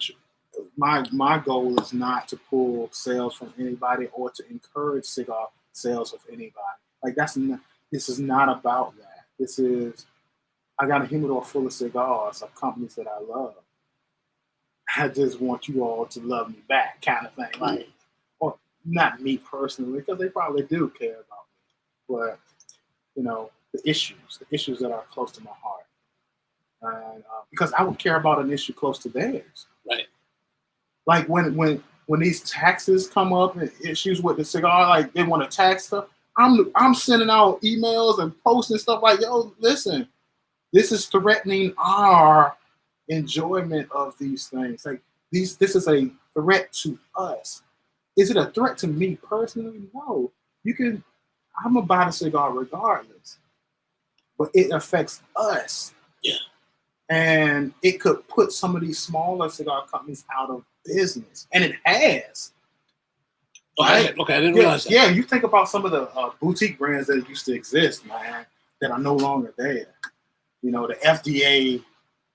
Any come to mind that they could? Nomad, for instance. Oh, Nomad. Okay. Remember Nomad? Yeah. 262. Okay. Right. Where is that? And you know, a lot of these smaller brands. Edmundo, which was Sean's brand out of Atlanta, and it was a black-owned brand. They don't exist anymore. But he actually works for COFFEELIVE now as an endorser, as a ambassador for COFFEELIVE, which is cool for him. But a lot of these smaller boutique companies, they couldn't survive the onslaught that the FDA was bringing. You know, and I remember a cigar called El Cedro. Do you remember? Oh, that? I do remember that. Yeah, that was the guy from. He was from New Jersey. He was from New Jersey. That was Egyptian guy. Yes, he was. He's Egyptian. Yeah, it was a great cigar. Ooh. Great cigar. That got wiped out because of this. I haven't seen it. Okay. I see him smoking it every now and then. That's probably just his back inventory. I don't know any way you can buy it. Like a lot of these small, and we built the tweet up, this DC Cigar tweet up around these boutique brands over the years. I remember that. Yeah, you know, and it was great. Had a lot of activity, and they just don't exist anymore because of that. So those things threaten our industry. So I am an advocate for that. I'm an advocate for protecting our industry, and I'm also an advocate for protecting my own life, the life of my children, the life of other brothers and sisters who smoke. You know, and I want them to know that I'm in solidarity with that, not just because it's a cool buzzword like, oh, Black Lives Matter. No, that's not what it's about. It is because Black lives fucking matter. And people don't seem to understand it. And they think that because we say Black Lives Matter, that all lives don't matter. No. We understand all lives matter. But all lives aren't being taken. Yeah, in the same way. Right. Yeah. Right. But do you think that just the whole argument of it, it's all lives matter, is just kind of the knee-jerk reaction to that? Yeah, it's a smoke and mirrors thing. I believe it was genuine in the beginning. I do believe that all lives matter was very genuine in the beginning. But we've been saying Black Lives Matter for long enough now that people understand that we're not talking about all lives not mattering. Yeah. They know that. We're talking about, yeah. So because you don't hear that reaction when people say Blue Lives Matter. Hey, what's a blue life? That's a job. That's not a... Yeah. But I'm saying, like, people will say Blue Lives Matter, but nobody responds to that with, oh, all lives matter. Right. But which would be the appropriate response. Which would be the appropriate response. Considering the Black Lives Matter statement. Right. Blue Lives Matter. Yeah. Well, first of all, show me a blue life. I don't think it exists. That's a job. That's a job that you... That's just like saying baristas' lives matter. Hold on, what? Yeah. Are baristas under attack? What? And well, there are some people that would have you believe that in my industry. Like we had this situation 3 years ago. I was in Korea, right, at the World Championships because I judged. Because you go to World Championships of coffee in Korea. That's what you do. That's what I do. But like, you know, they were having some of the championships, the World Championships were going to be happening in the Middle East, specifically in Dubai. Mm-hmm. And you know, a lot of Western coffee people were very upset with this because their feeling was that if one of their LGBTQ members were to have won the national title and had to go to Dubai, and they would have to, they were saying that they would be forced to be outed because they were in the closet, right? And I was like, well, yeah, I get that. And at the time, I thought, okay, there are certain parts of the Middle East where that is true. That I think that is a very real possibility. Right. But in Dubai, which is the most progressive country in the Middle East, especially at that time, that's just not the case. And they were very adamant that it was. And I was like, I've been to the Middle East. I've been to this country. That's you've been there as a man. But I'm saying that, I mean, knowing their laws. A heterosexual yes. man. Yes. But I'm saying that knowing their laws and knowing how that country operates, and if you're talking about protecting the baristas, you've got a lot of POC type of people that work in the Middle East, that work in Dubai, that are from other countries. But the protection wasn't about protecting them as well. It was just about protecting essentially these white privileged Westerners, whether they were from the United States or the United Kingdom or Australia. Yeah, so this is what I'll say to that. I think fear is real.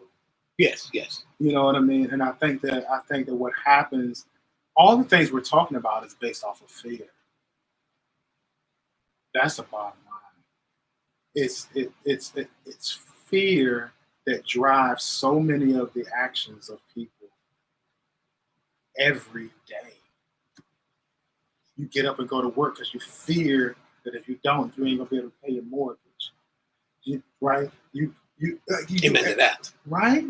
These are all fears that drive everything. And so the fear of somebody from the LGBTQ community is a real one. I have a niece who identifies. I don't quite understand all the identifiers and things like that, but I understand that that's the fears that are associated with that community is real. And I understand it from a visceral perspective because it is not that different from the fears that I feel when a state trooper gets behind me on the highway. Right. It's like, oh, are you okay? What am I going to do? Just drive, slow down, or just all these things, and I'm going through this checklist in my mind just because he got off on one exit and got behind me. I'm like, just get over, right? And God forbid them lights come on.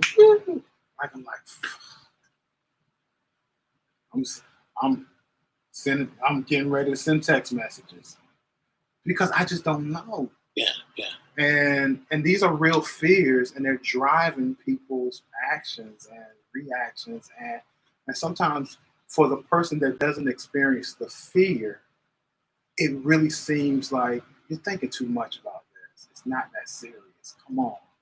These areas, they're protected. Yeah, I get it. I get what you're saying. Right. So the average person would tell me, don't worry about the police. They're there to protect you. You know. Well, in this part of the city, this region, yes, that's true. And I think, I have this interesting position where I live in this area, this very white conservative suburb, but I work in the city, so I see both worlds. Right. And where I work in the city, where my shop is very liberal. It's very liberal and gentrified, right? Right. But it is mixed. Mm-hmm. And then where our roastery used to be was in a very lower income part of Baltimore City. Right. It's called East Belvedere Midway. So I really did get to see this spectrum. You've seen the full spectrum. And I do understand, for me personally, I do see that, you don't, in certain parts of the world or city, America, the police aren't seen in the same friendly way they're seen in my area here. It is unexistent. And I think that a lot of people that a lot of my friends even that are from this area, and have great backgrounds, really great people, they don't have that interaction. So they don't get, so the idea that the police could be a threat He's really foreign. Yeah, it is absurd. Yeah. It is absurd. Like, what do you mean? The police only do something to you if you do something wrong. That is not just Cockeysville, for instance. That is across most of America. Yes, I agree. That's just the way it is. And I grew up in southeastern part of Virginia. That's just not the case. I mean, since the time I had my license, so 16 until the time I moved when I was 32 years old, I was guaranteed at least 3-4 pullovers every year. Wow, really? That many? Every year. Oh, okay. I moved here strictly driving while black. Pretty much. Okay. I mean, maybe a couple of times I might have had a inspection that was like I just never paid attention to that needed to be done. Like, it's a sticker that sits on your windshield. It's like, okay, it might say 1998, and it might be January 1999. Yeah. And they're like, that's a reason to pull you over. And cool, pull me over. Hey, your inspection is expired. Did you know? Like, no, I didn't even realize. Like, thanks for pointing it out. I'll get that taken care of right away. No, it's not that. It's ticket for the expired, running your license. Do you got any weapons in the car? Hold on. I'm sitting there for 45 minutes now. I'm late to work. Like, why am I pulled over? And why are you holding me for 45 minutes for an inspection? Like, what is this? 3-4 times a year, but other times it's just like nothing. Hey, you didn't yield before you turned right. Are you kidding me? Really? The light was green. Yes, but when you're turning right, you still got to yield. That is not the law.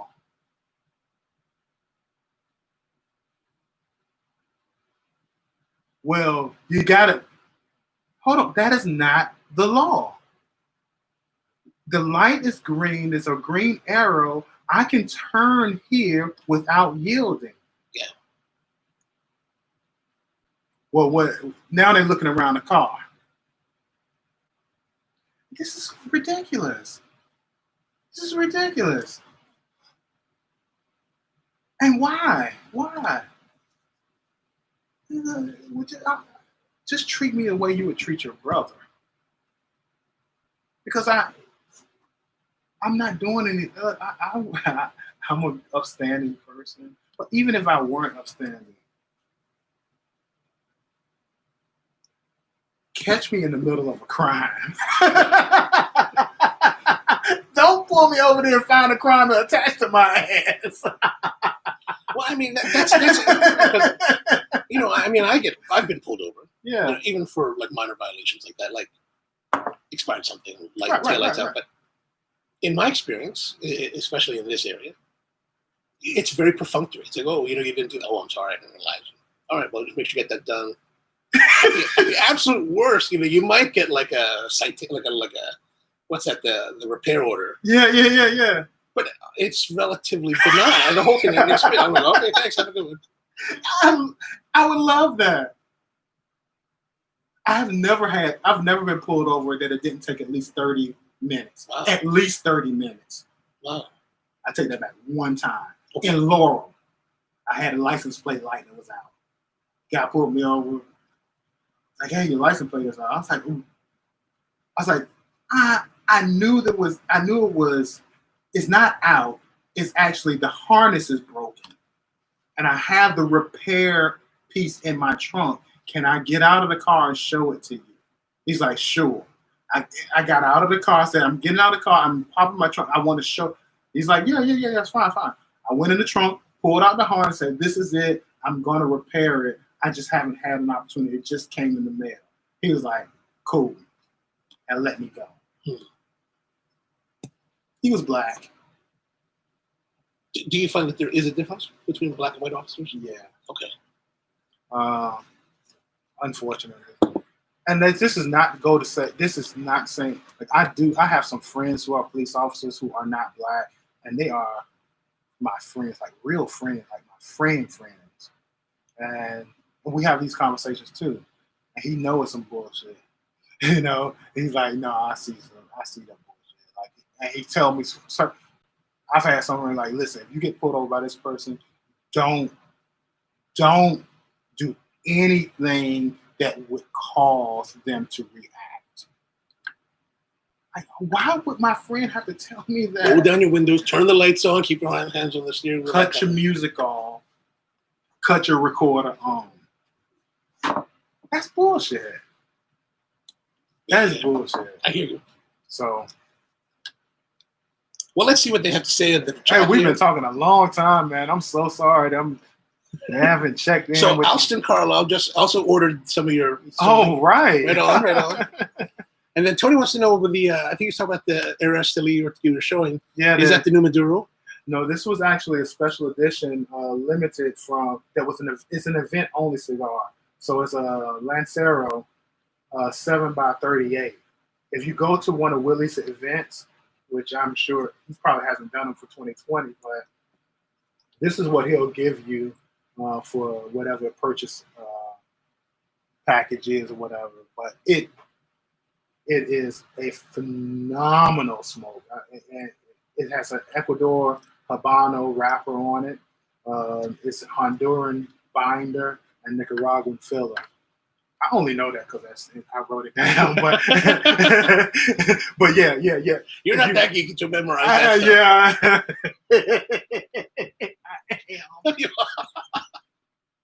You're just trying to play it off right now. That's all. I'm terrible. I'm terribly geeky. But no, so seriously, so if you can get to an event that Willie is going to be at, make sure you do, and make sure that you get an opportunity to get one of his special edition event-only cigars, because it will be a treat. It'll be something you'll remember forever. You won't be disappointed at all. But as Tatuaje has an event. Yeah, that black Robusto. Yeah. But I think that's actually a production cigar now. But for years, remember, it wasn't production. It was like that Robusto. Yeah, we were like, oh man, I gotta buy this whole box of monsters just so I can get this 3-pack. There's something backwards I'm about gonna throw this. this box away. I just wanted the 3-pack. I know you want to buy this cigar. I'll sell it to you. I got 5 on it. No, it was so cool. Like I love that. I love how they produce these event only cigars. I don't know if you will remember this. Like Pete used to do a event only cigar that was La Riqueza box press. Oh, I didn't have that. Ooh. That was good. Special. La Riqueza was now that cigar was way underrated anyway. But in the box press form, it was phenomenal. Oh, that sounds It delicious. was phenomenal. You used to buy a lot of their stuff, right? Oh yeah, very much. Yeah. You say you kind of smoking a lot more Roma I'm craft. smoking a lot of Roma craft lately, the last couple of years. Yeah. You know, it's interesting. Like I wonder So a local shop in this area, that was a big Tatuaje place, right? Mm-hmm. The tobacconist. This, of course, now this is before the COVID started, so this is probably January, February. They were telling me that they were kind of pulling back.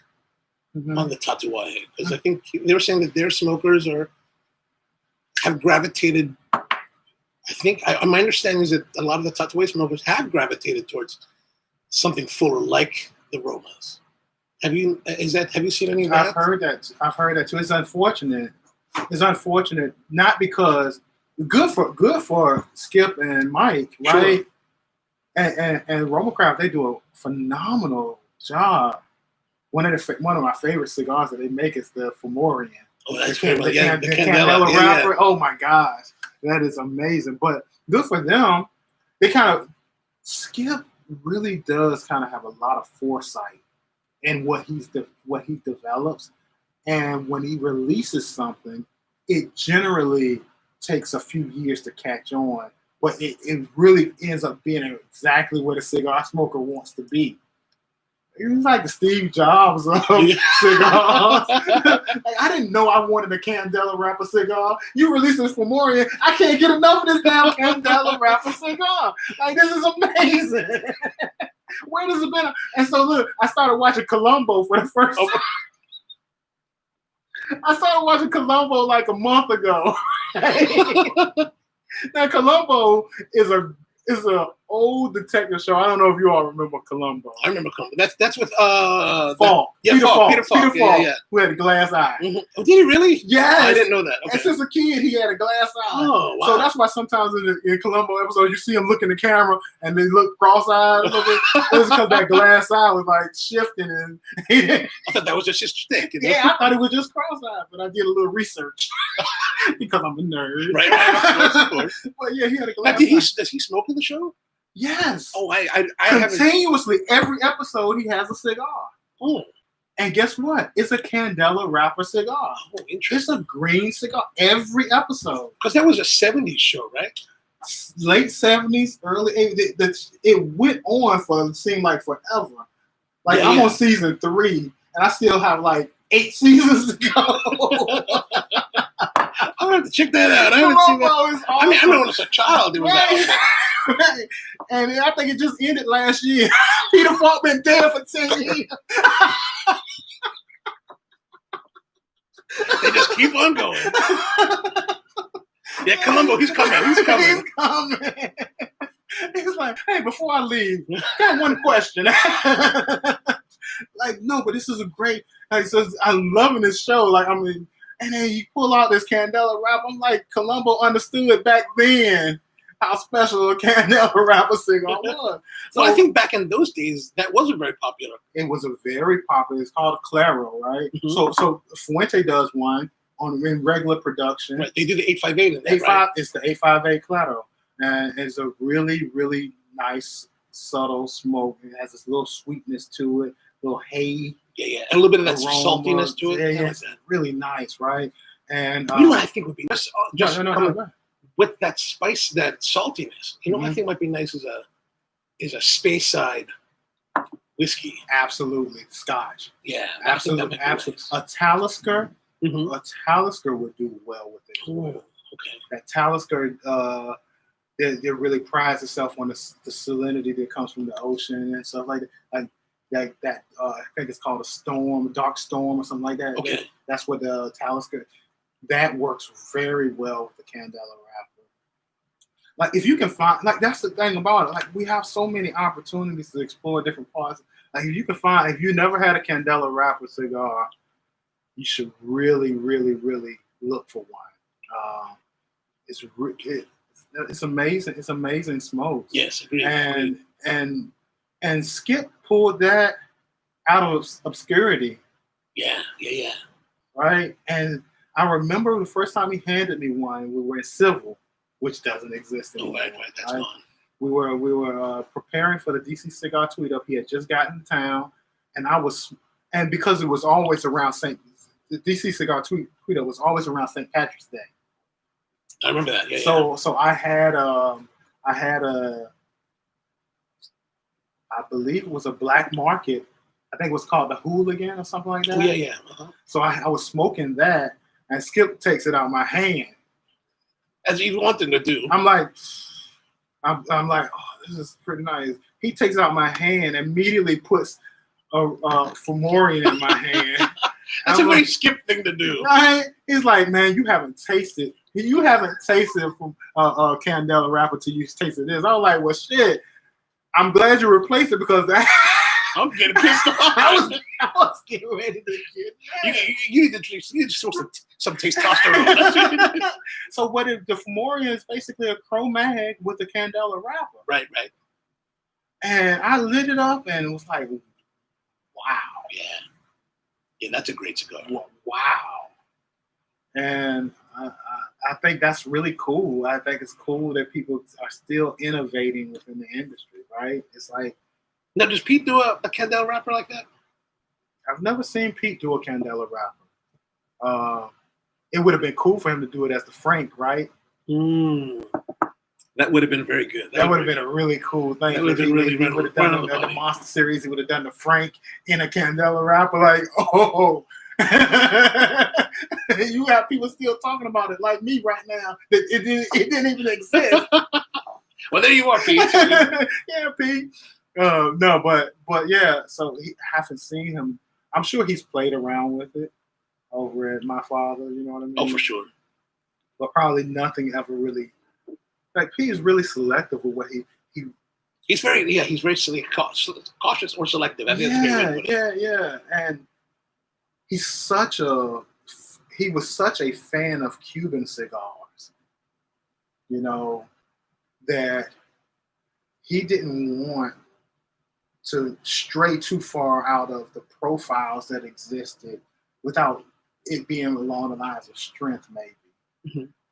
Even though his branding was very classic, so it was a classic branding from a cigar perspective, but the branding of his company was very edgy.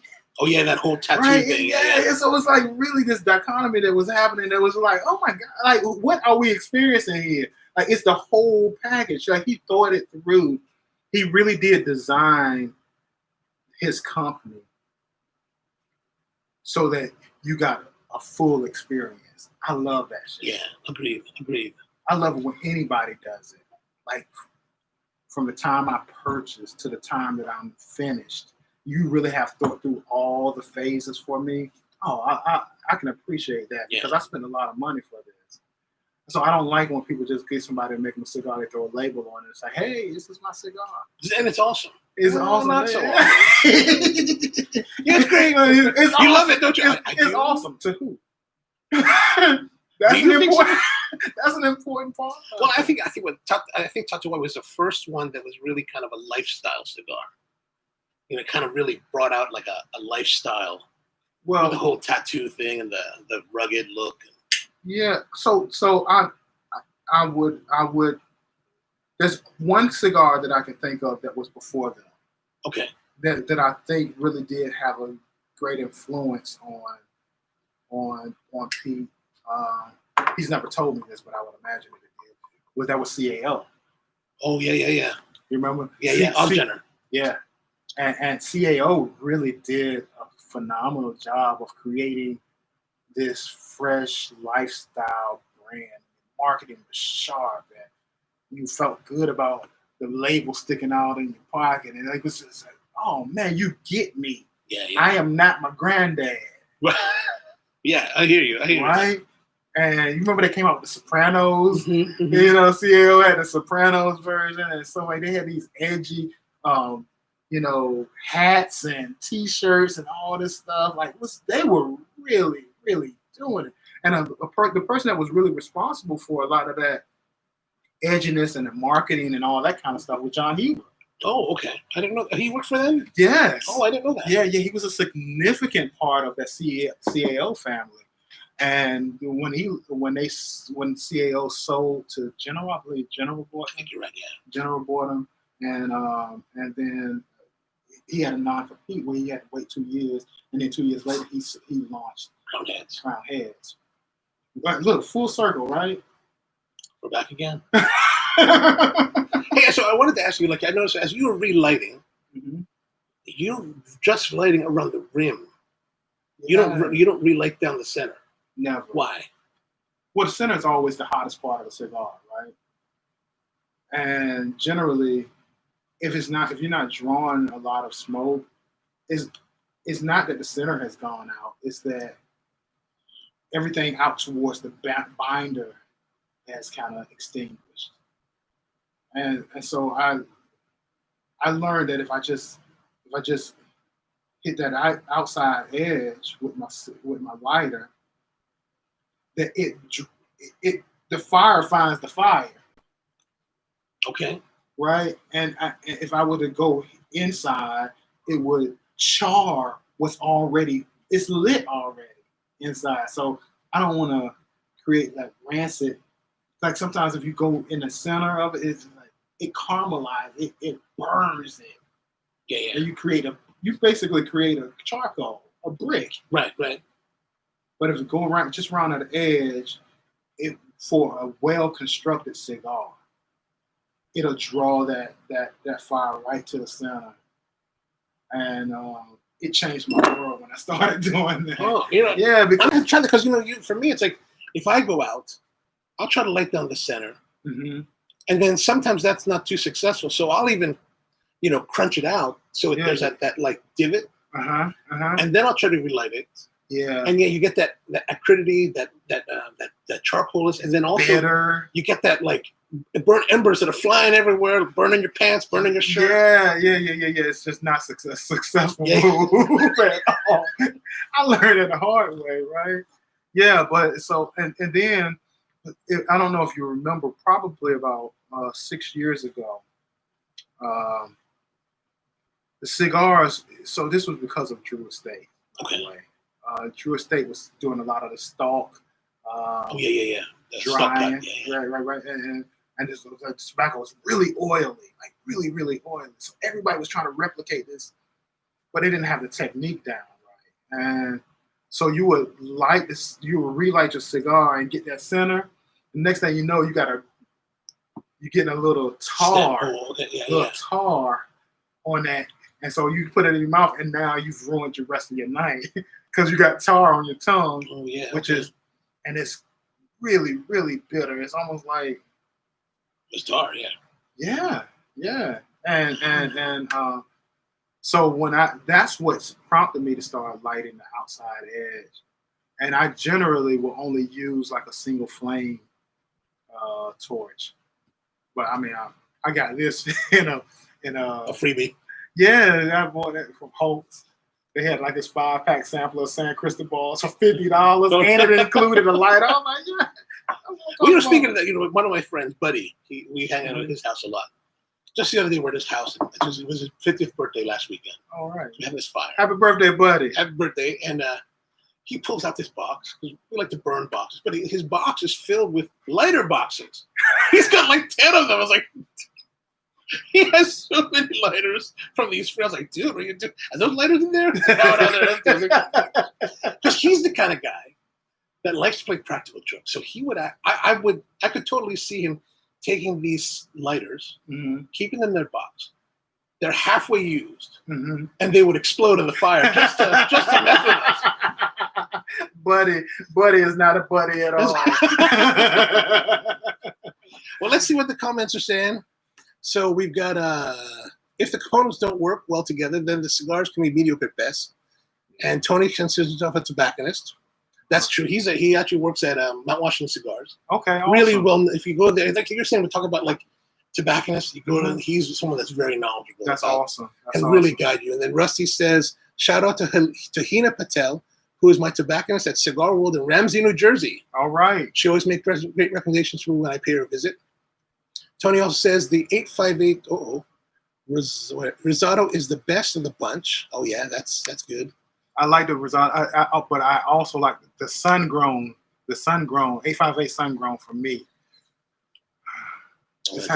Just haven't found anything that was better. Oh. I do like the risotto a lot. Though. For me, the sun-grown, it's got a lot of that pepperiness. Yeah, I'm not a big fan of the black pepper. Not too much. Okay, that's just me. I like chai tea. Oh yeah, I don't like that. No. Yeah. Most people that don't like the pepper on the cigar, they don't like chai tea. Yeah. That's true. That's true. Yeah. And then let's see. Ted says they're there to protect the white people. That he's talking about the police. I'm sorry to rant about that, guys. Tony says they just released that as a Maduro. Oh, I guess we're talking about the Herrera. The Herrera. Okay. Cool. Yeah. Cool. And the Habano Lancero is outstanding. Then Anthony says he loves Colombo as well. Not surprising. Gemini twin there. Illusione does a Candela as well, says Tony. They sure do. I didn't know that. Yeah, they do it. Is that the Rothschild? No. It's a C. It's like one of the C letter. C68, C88. Oh, right, part of his whole investigation series. Yeah. But the truth is out there. Yeah, but I don't remember. I don't think I liked his Candela. Illusione, I'm good. My favorite cigars by him are the Rothschilds. and also the Epernay. Oh yeah, The Epernay series. That's very good. The Epernay series. I also like the one that he has in the foil wrapper. Yeah, I like that. I don't remember the name of that one. The Singular. Yeah. Singular or something like that. Yeah, those were pretty good. And then let's see what else. Tony says, just like the Cameroon wrapper on the Baca.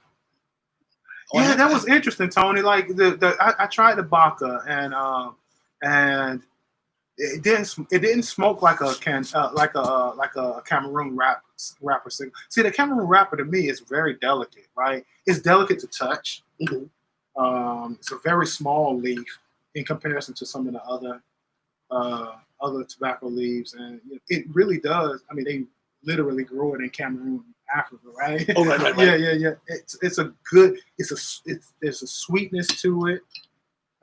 It's a really cool wrapper. You smoke a lot of I haven't smoked a lot of Cameroons. One of my favorite Cameroons is the LFD Cameroon cabinet. Okay. They did a phenomenal job in the chisel size, and also the Cameroon cabinet in the chisel, and also the Lancero. Phenomenal smokes. Oh, fantastic. Phenomenal smokes. But I went through a journey for about 6 months where I was smoking nothing but Cameroon. Me and Jerry Cruz, who smoked any Cameroon wrapper we could find, we were smoking it. And the LFD is your favorite then of the Cameroons? Would that be a? It's the most accessible. Okay. I can't say it was my favorite. It is one of. I love it, but there were others that just weren't available. Right. Widely available, so it's like, I like it, but the Fuente uses in the Hemingway series. That's all Cameroon wrapper. Right. Okay. The whole Fuente Hemingway series is Cameroon wrapper. I haven't smoked one of those in a long time. So the short story, the bestseller, yeah, those are solid. They're expensive for the smoke time on it. Yeah. That little tiny cigar too. God damn, but it's a good smoke, and that Cameroon wrapper performs beautifully. But the LFD is probably the most value added Cameroon wrapper that I smoke. Right? Like you afterwards, you're like, oh yeah, I'm good, thanks. Right? The short story is like, this is. Oh shit, I'm done. That's the one you want somebody to give you. That ain't the one you want to purchase. No doubt. All right, let's see here what else. White Owl. So Ted says Colombo was smoking the White Owl Corona Candela. Okay, cool. I wonder if they still make the White Owl. I'm sure they do.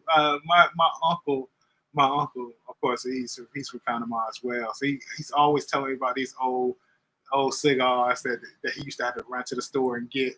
He's like, hey, do they still make such and such and such? Yeah, they still make it. Like this is. He's like, oh my God, they still make it. Like he's like, well, I didn't even know they existed outside of Panama. Like, yeah, they do. That's awesome. And then let's see here. So Cameron's your brother, your son? That's my son. Oh, nice. That's my youngest. Still going. Yeah, we're still going strong.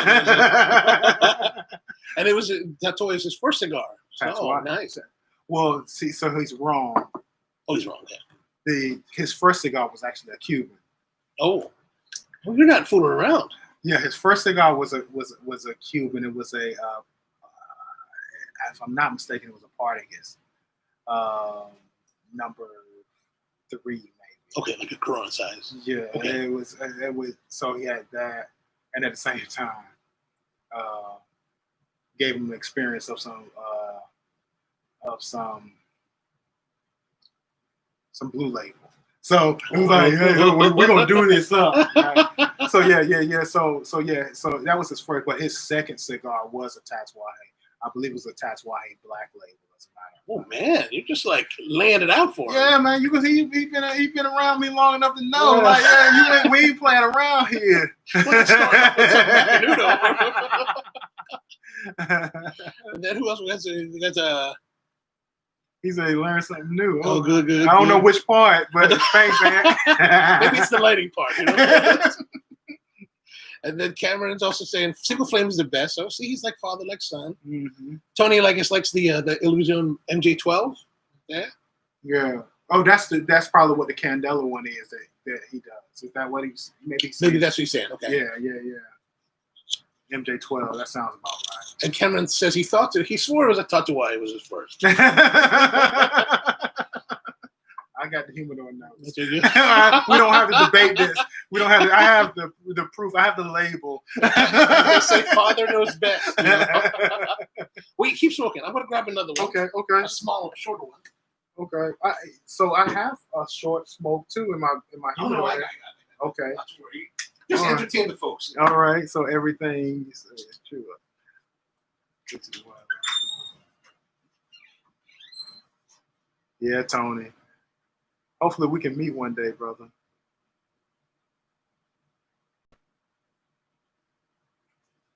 The CG4. That's exactly what it was. That's exactly what it was, Tony. Thanks, Cal. I hope this has been fun. Listen, I'm looking at the timer right now. It's like we've been on for 2 hours and 5 minutes. Like, wow. It seemed like we just got on like minutes ago. This has been awesome. I hope it's been enjoyable for all of you too. I love doing things like this. I've done a few different podcasts, and I'm doing one next week too, with a friend of mine. It's more of like a live show that is everybody's in their own spaces, so it's kind of a collaboration, virtual type thing, which is new for me. I enjoy that, but this is just so much better to actually be able to. It's nice. Yes, because I'm gonna have some more old line. You mind if I reach through my hand? You want to grab some? Oh, there you go. Now you're talking.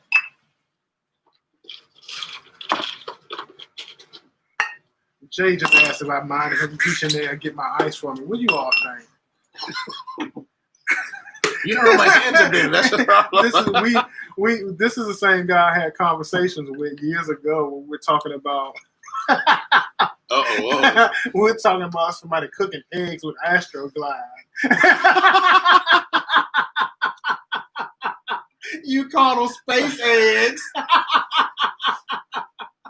I've had all kinds of experiences. Oh man. Oh my gosh, that's good. That's good.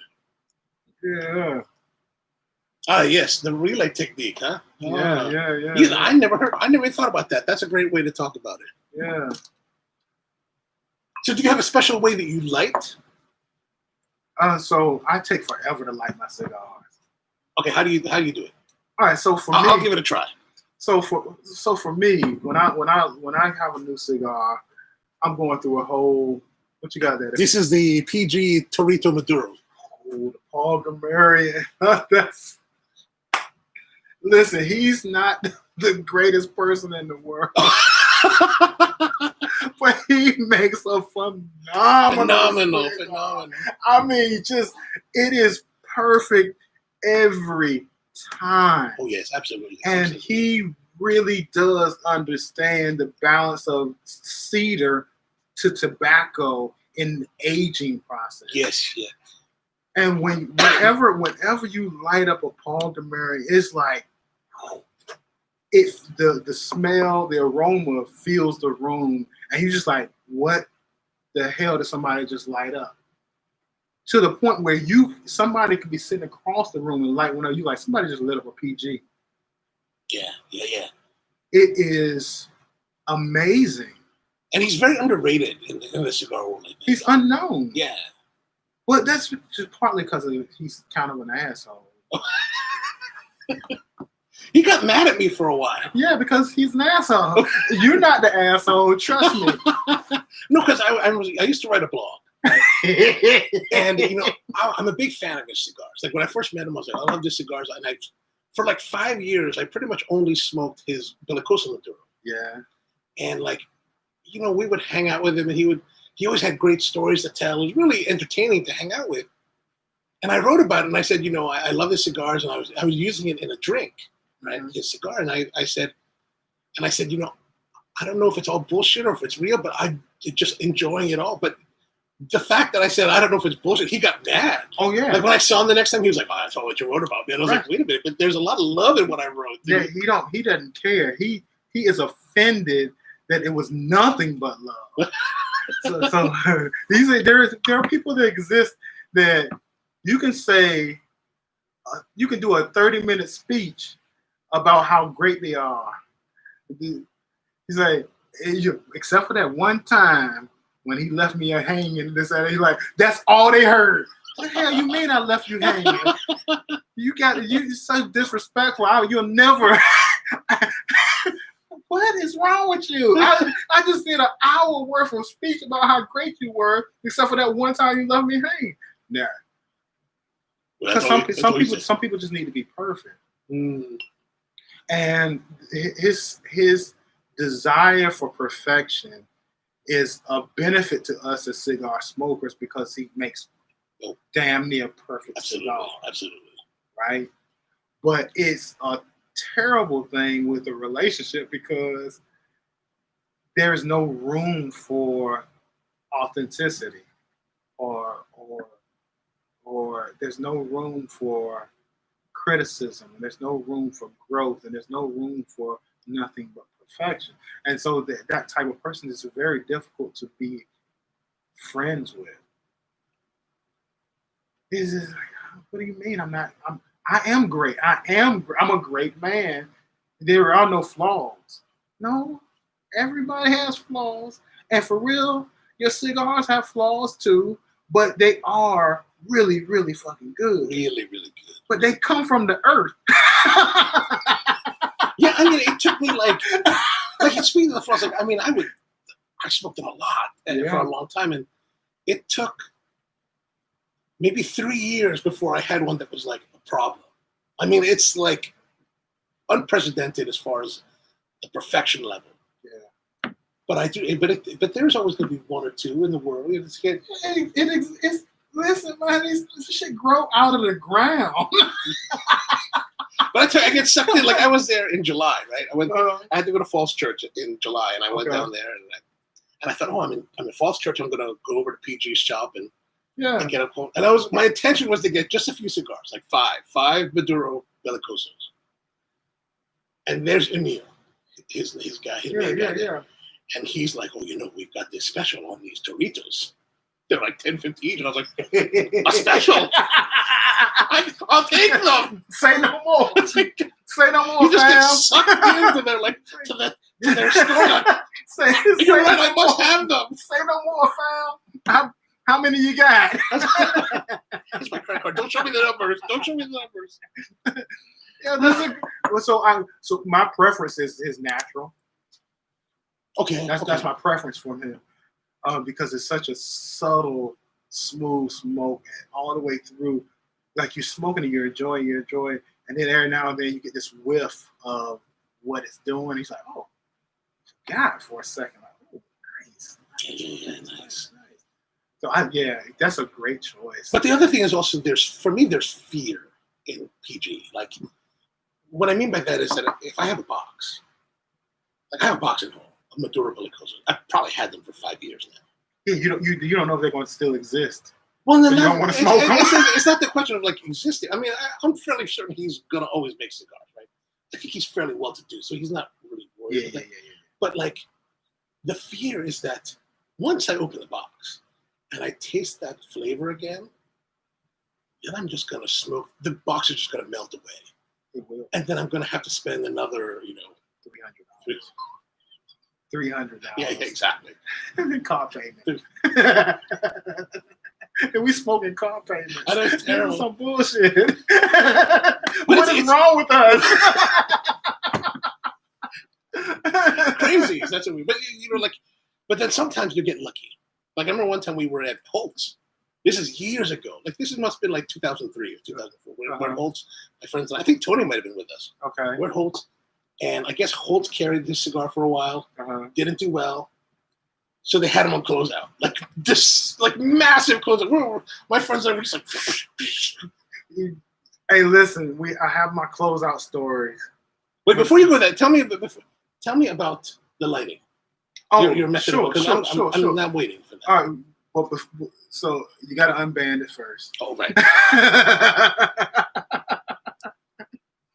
I'm glad then that this is not a skip cigar.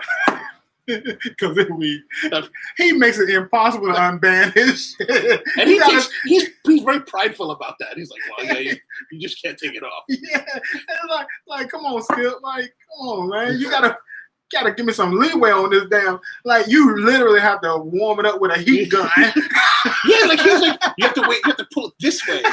And I'm burning my fingers trying to take it off. And it's like, dude, this is just like. So for me with the cigar, I always start from the outside and I work my way in and I'm toasting and I let it sit. I blow it a couple of times, let it sit. And then you start seeing the embers go out. And then I'll take it and I'll go in a circle and back the other way, let it sit. And then, well, blow it a couple times, then let it sit. And then I'll put it in my mouth, light, and draw in so that it comes in a little, some of the flame comes in a little bit. So it's really like toasting, blow, get it going, let it go. Then that same process again, let it go, and then lighting. No blowing, no exhaling through the. No, I never. You never blow out. I never blow. Okay. Yeah. Through this, I never blow through the cigar. Okay. Well, because I've heard some people talk about blowing. Some through people the do. So yeah, I don't know if that's an old school thing where people are smoking mostly Philly blunts. I don't. Okay. You don't know that. I don't know that world. I don't know that world. But so yeah. It's I really do take the time to toast the cigar, and this is what I do with a torch lighter. My technique is totally different for a soft flame. Oh. Right? Okay. Because you can't toast. Right. With a soft flame. So my toasting, for a soft flame, I turn the cigar and I'm rotating my flame, but I'm drawing in the whole time. Stopping. So when I stop, I'll turn it around, blow on it a little bit, get it going. Then and it's actually faster, believe it or not, to light a cigar with a soft flame than with a torch. Oh, that makes sense. Actually, that doesn't make sense. It makes sense. I enjoy soft flames a lot, especially with a cedar spill. Oh, that's classic. That's some 007 shit. You know what I'm saying? Like, so yeah, so really. You said single, right?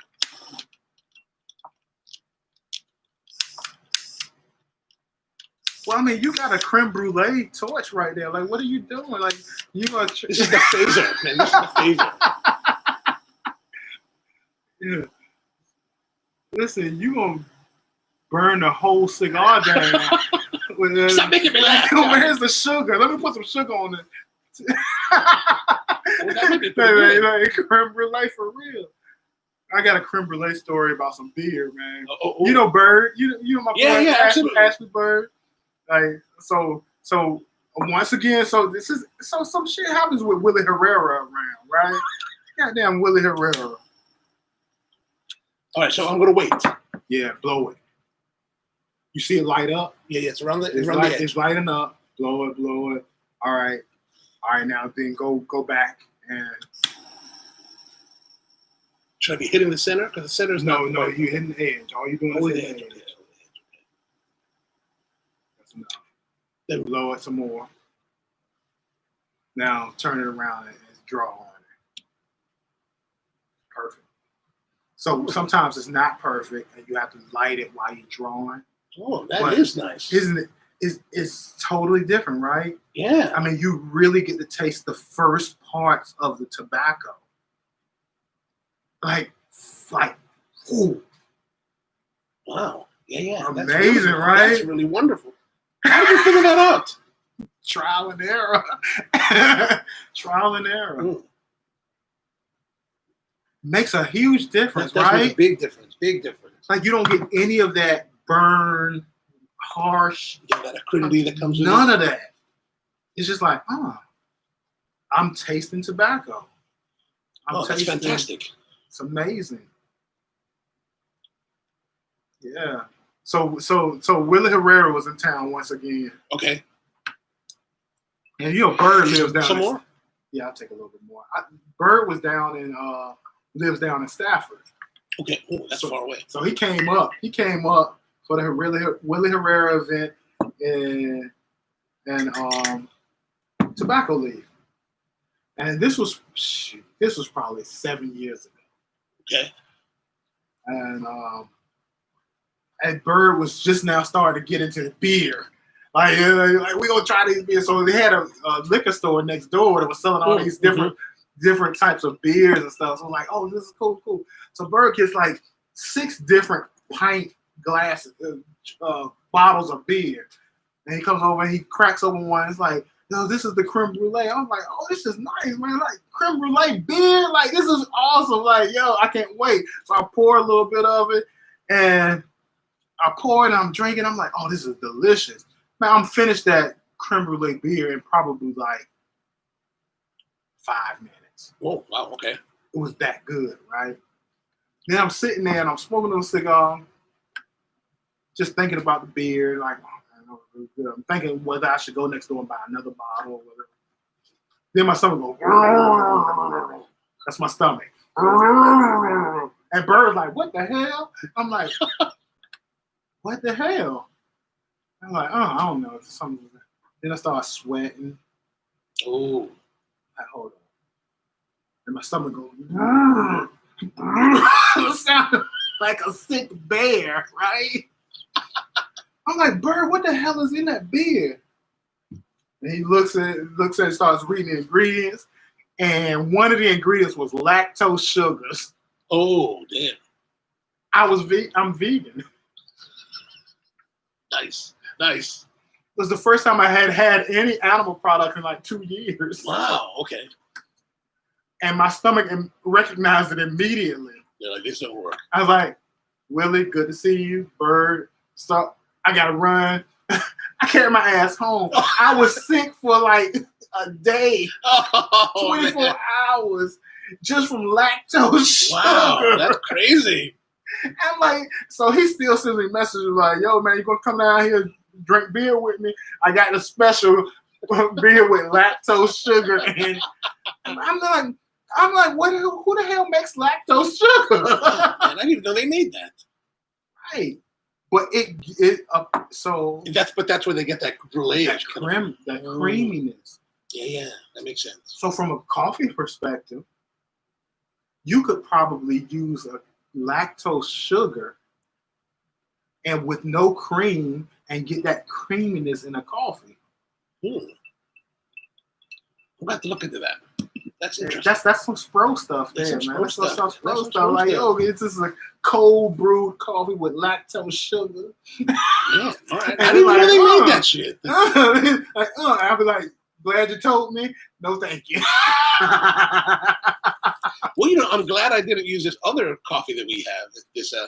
The coffee that we use for our iced coffee, our cold brew, is a coffee that is processed for us using anaerobic fermentation, which creates malolactic fermentation.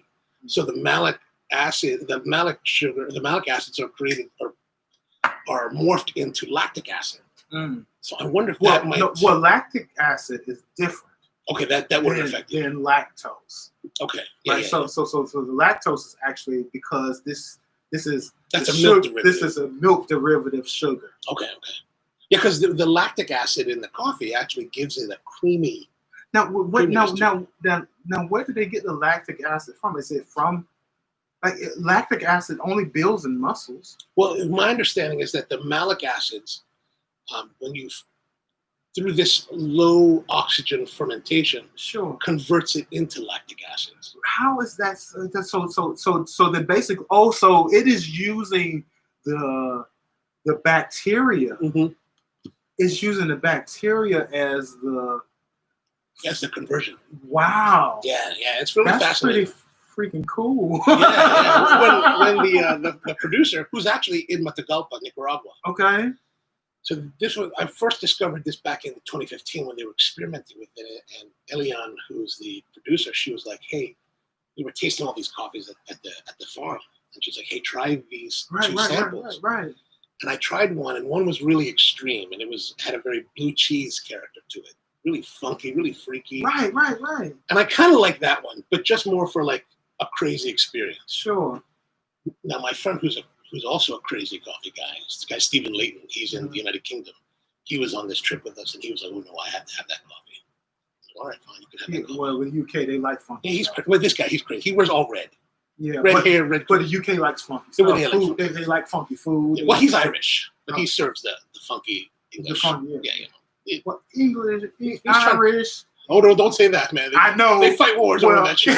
They have, and they still probably will. Well, with Brexit, they say they will again. So, well, shit, my last name is McLane, so apparently I got some Scottish in me from somewhere. Hey, McLane, like that. Okay, my folks are from Jamaica. Maybe somebody from Scotland went to Jamaica, had a plantation. I don't know what the hell happened. I don't know how the hell I got McLane, but it exists. Exactly.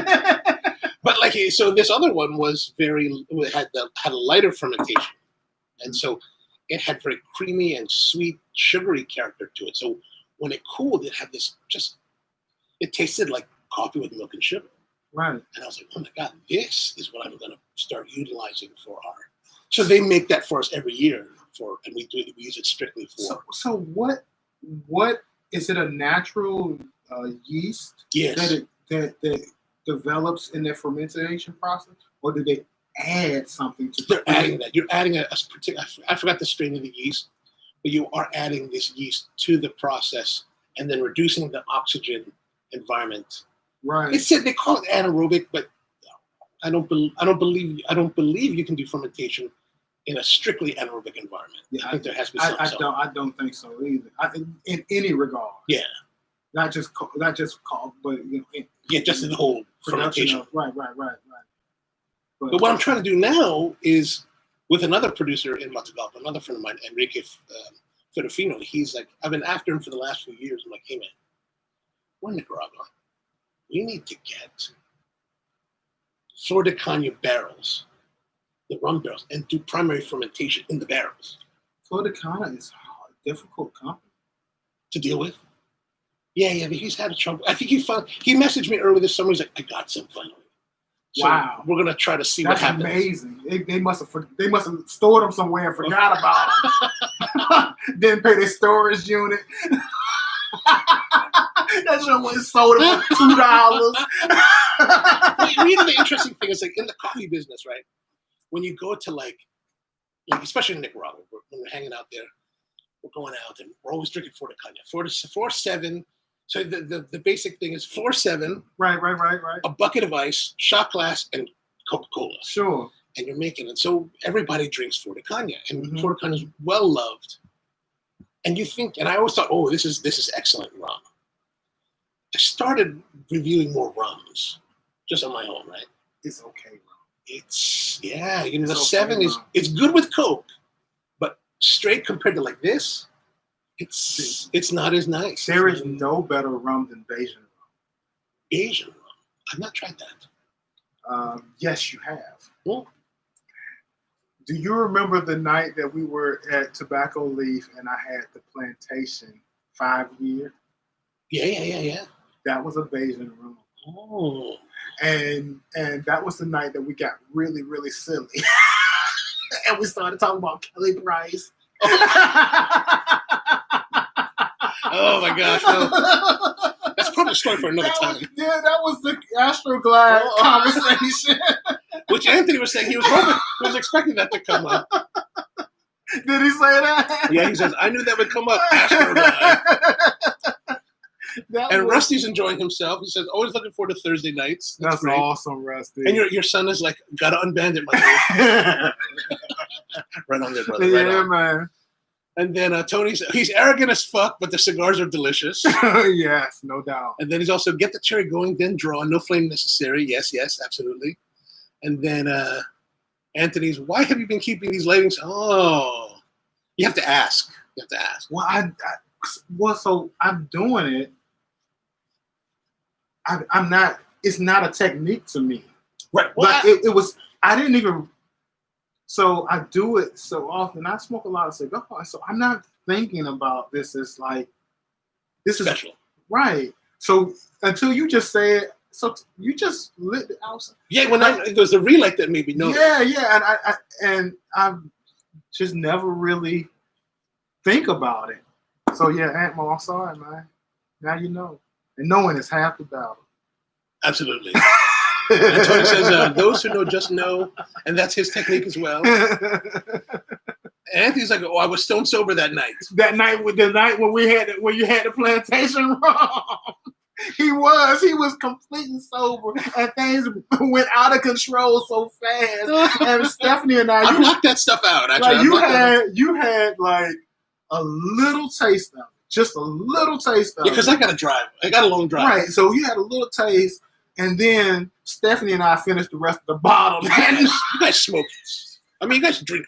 Okay, so that's another question that I wanted to ask you about. So, in the last I guess it's 5 years. Yeah. There's really been a development of black cigar smokers. Yeah. I mean, like there's a whole culture out there. It really is, right? Like, so did you see the article that just came out of NBC? No. Yeah. So they just did a short article about, just the impact that COVID has had on forcing black cigar smokers to kind of find new ways to enjoy. It was a really weird setup for the article. I didn't particularly like the article. Your viewers are gonna probably think he doesn't like anything. No, but this is not the thing. Like it's not that I don't like anything. It's just that I expect a certain level of understanding around the things that I've done. And I don't like jumble. And I don't like you trying to fit everything in one story or one execution or one product. Take something, build that out, and make me desire another. Okay. Even though it might be something different, but I know that your hand is touching it, so I'm gonna get that similar experience. That's with things that I read. That's with things that I watch. That's with things that I consume. That's just the way I am.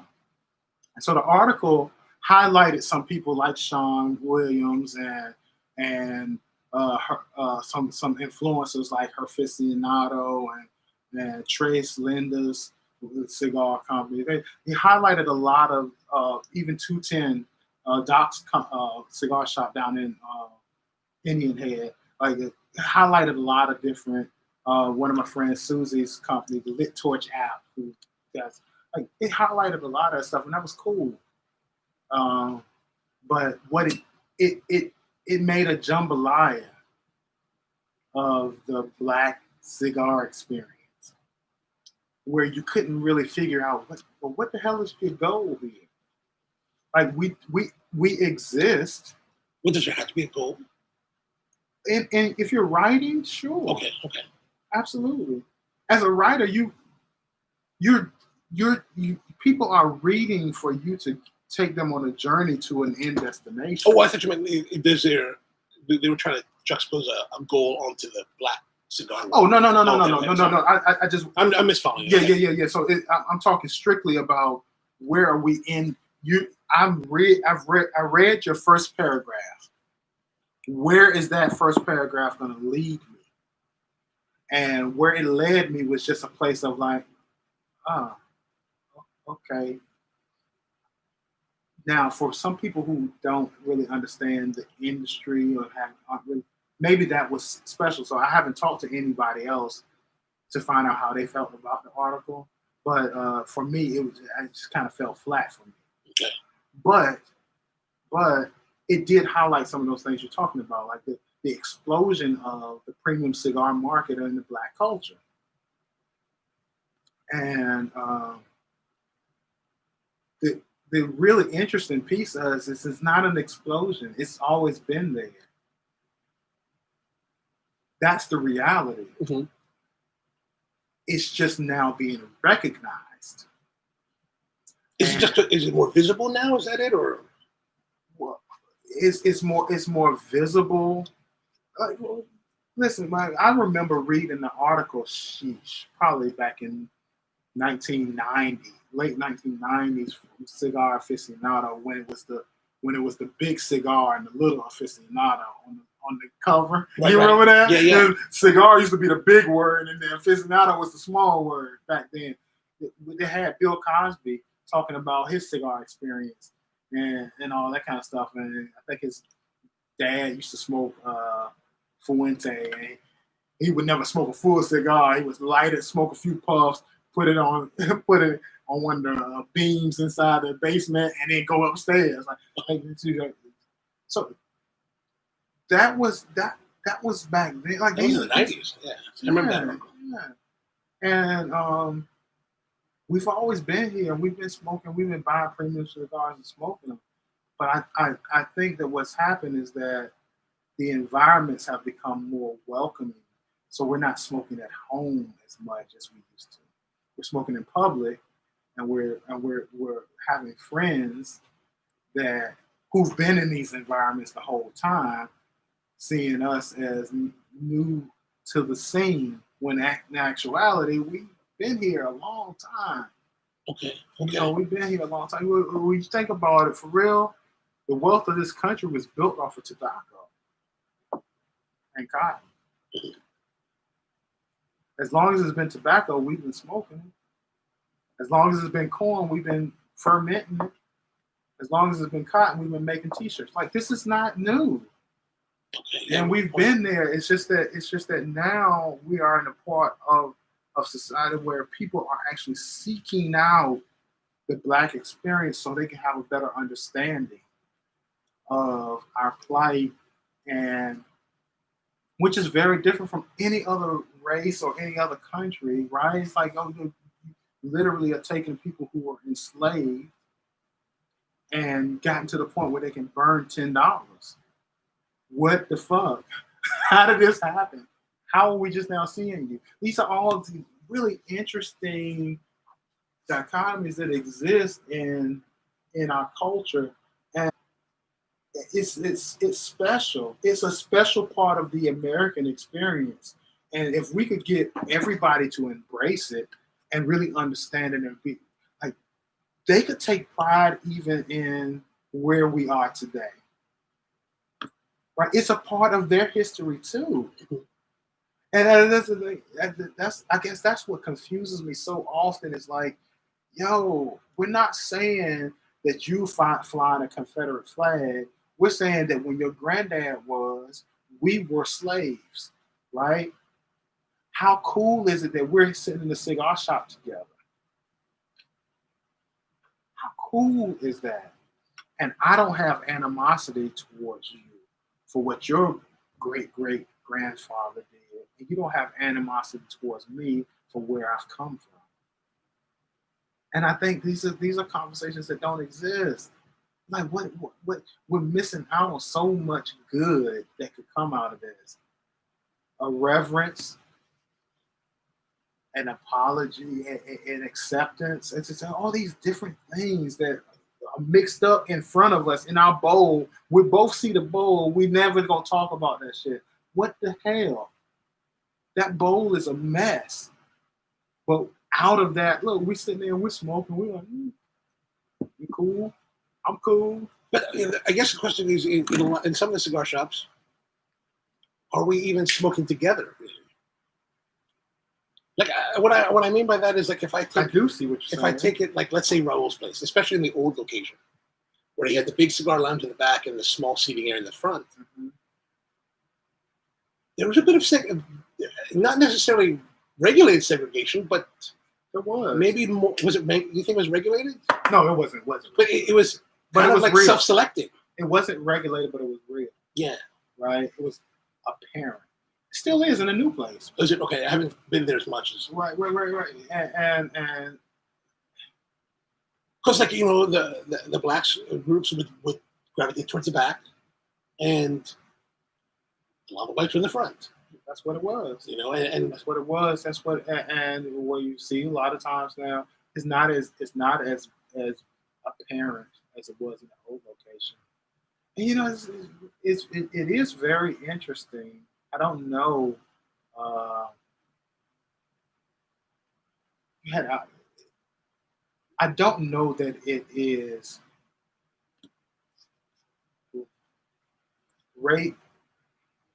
not racism in the form of derogatory, racism in the form of that's what you're seeing. I don't think it's that. I think it's more classism now, right? Where you see in the you know, the VIP section that's really kind of being enjoyed and being utilized by predominantly white, whereas the social lounge is being used and enjoyed predominantly black. okay, But I don't think it's but it's not. that's how it is in the new shop. That's how it is in the new shop. But I mean, in the old shop, the back was the VIP, right? The back was the Members lounge. was the Really. members lounge. But I wonder, like, you know, like I hear what you're saying, but I also wonder, like, could it also be the cigar? Like, there are distinct styles of cigar cultures. Like, for example, what I mean. Sure, no doubt. Listen, okay. Like what I mean. I'm glad you said that. Well, because Yeah. My group of friends, we would hang out at a place called Favors, especially in Towson, right? Yeah. And of course, very conservative, very traditionally white. And you know, in a white smoking environment, it's a very relatively quiet. Whereas when I hang out with you guys, it's a very like lively and we're getting it in loud, you know. And there's a lot of like enjoyment. There's a lot of drinking. Like, I mean, I'd be honest, I'm shocked at the amount of bottles. I'm like, that's like an $80 bottle, and you just plowed through it, and there's still 15 more. We might get shot off on the way home, so we're gonna enjoy it while we can. Shit, that's a good way to put it. Yeah. No, you're right. It is, the cultures are very different, and you know, I've noticed that it really starts around music, right? Okay. Music sets the environment. Right, and so for a long time, the old shop they didn't have a surround system or whatever. Right? People brought in their speakers, and so you had people that would go in the back and cut their speaker on and cut on music, and that created the environment. Well, it didn't bother the people up front, but the folks in front, if they were in the back, could just easily get up and move to the front, and then you have to listen to music that they didn't relate to or didn't enjoy. Okay. I think that's what set the stage. And then it became increasingly ethnic in the back and not so much so in the front. And there were really two completely different cultures with their own set of issues, right? Because it would be times I would sit up front and I'd be like, God damn, y'all talk to each other like this? Like, these are fighting words. How can you say this to your friend? Oh, yeah. Right? Yeah. And it would be in front of customers and all that. I'm like, yo. In the back, it was a family environment. Like, we came there, it would be nothing for people to be eating and passing around bottles. It was a very family-oriented space, and you playing damn near music you would hear at the cookouts. You know what I'm saying? It was a different environment. I think that what we all are looking for as cigar smokers, number one, relaxation. Number two is to feel at home, to feel welcome, to feel like you're a part of something that you can relate to. And then you have those people who are exposed to different. Some people don't like that exposure because it's uncomfortable.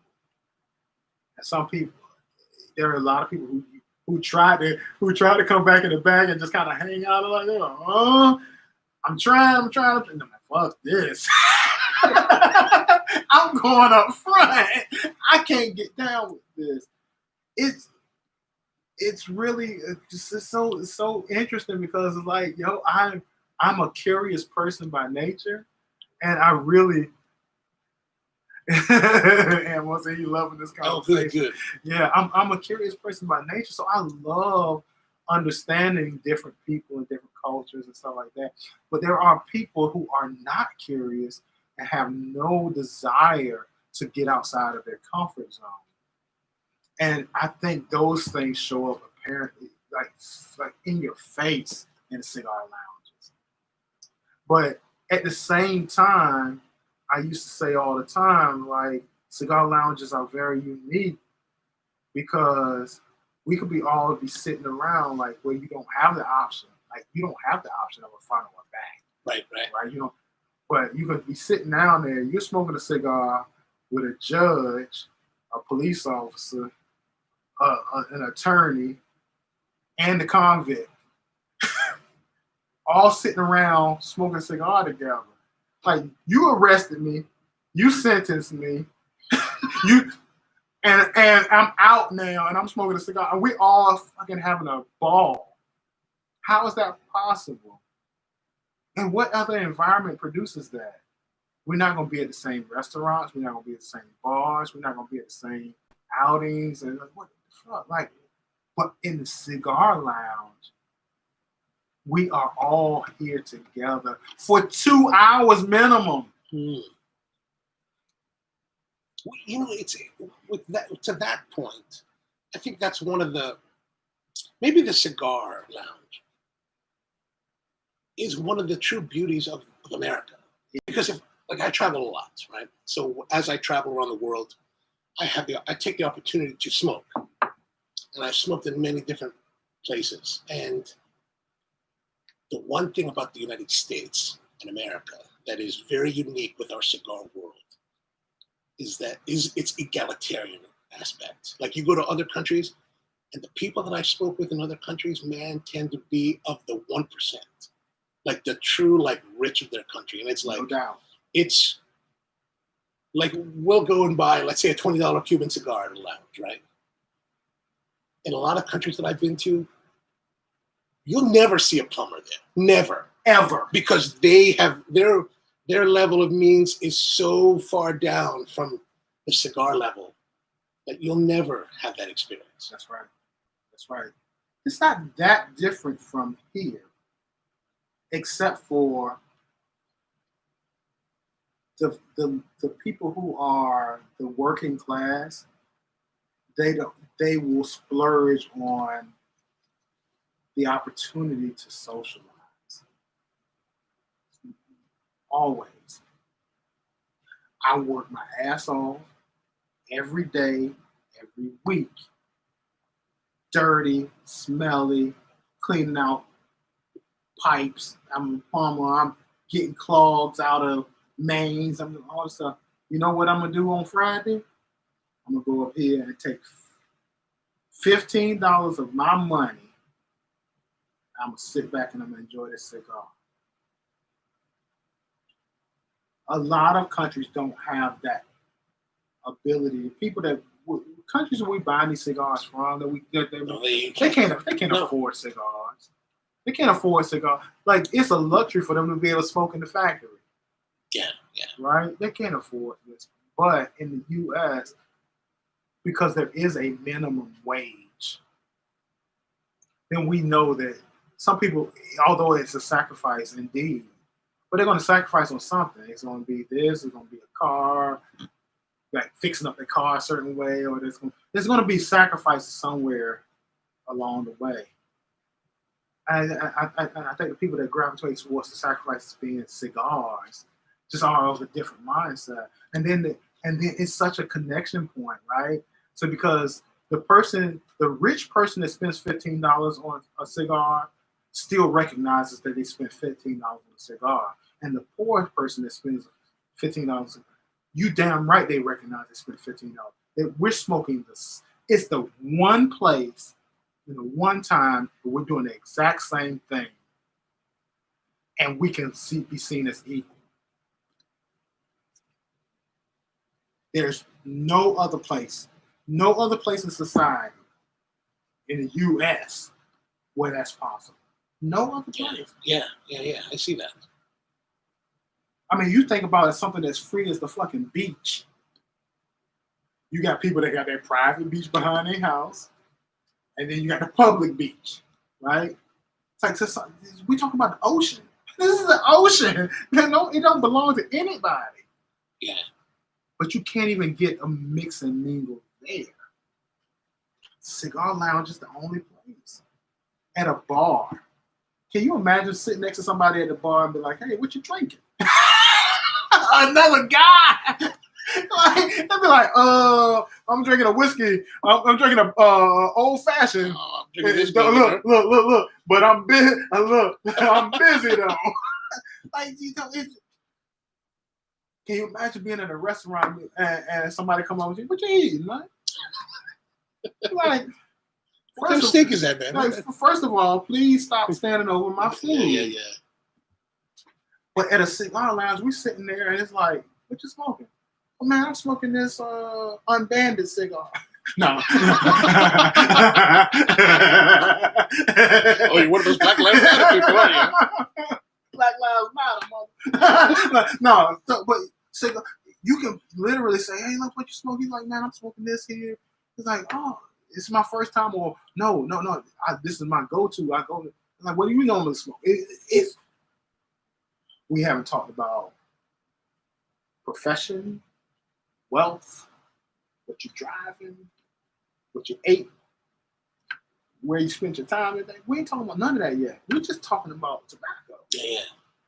It's really special. And I think what you're seeing in the culture is that Black people are seeing the opportunity to be viewed not by the color of their skin, but by the environment that produces this special bond that supersedes and expands beyond the superficial shit that separates us every day, all other spaces.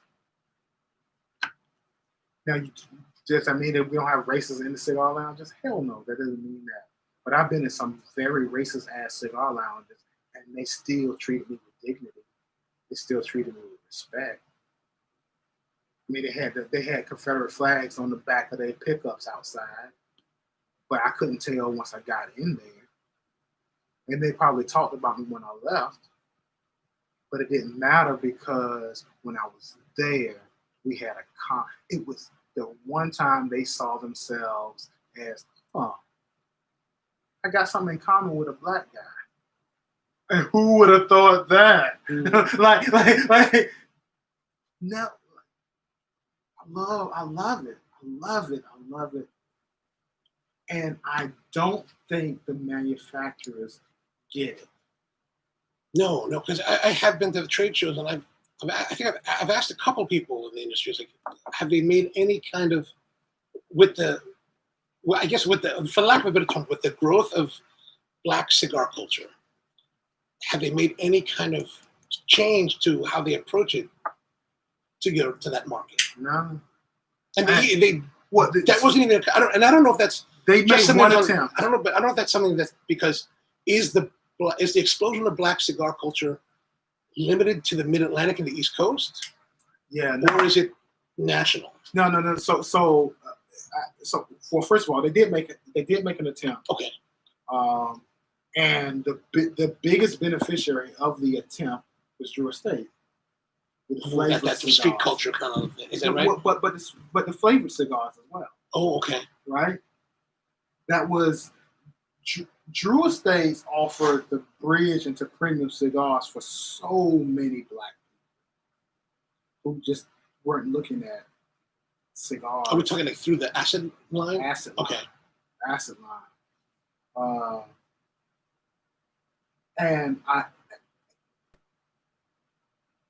And I really truly believe that had it not been for Drew Estates, you would not be seeing the explosion, I should say, right? And what you're really experiencing right now is the refining of that explosion. Okay. It's ain't but so much Cuba Cubas you can smoke. Right. Absolutely. Right. And so what happens is, okay, you getting these pallets maturing and they're getting exposed to these different things. You got now I'm a cigar aficionado. Oh, I don't smoke that flavor stuff anymore. I don't right, which is awesome, right? Because that means that what you're doing is you're seeing a real life evolution of cigar smokers right in front of your fucking eyes. Like, you don't get to see stuff like this that often in life. It's no different than, like, you remember Howard Schultz said, he had Italian coffee experiences. Yes. That made him understand that what people were drinking in America was bullshit. Yes. Right? And so Howard Schultz brought the dark roast coffee to the masses. And his whole idea was to change the expectations of your palate so that you did not accept Folgers or Sanka or all these other, international, what is it called? What is the international gourmet? International gourmets. You didn't accept these things anymore. It was a plan for Howard Schultz to introduce what he thought was the best coffee in the world. And it succeeded. Very much so. Very right? much so. And across all cultural boundaries. And liberals and conservatives alike. Like, it didn't matter. You were going to go get your coffee from Starbucks. Look, they got a cool place. I can put my laptop down. I can work.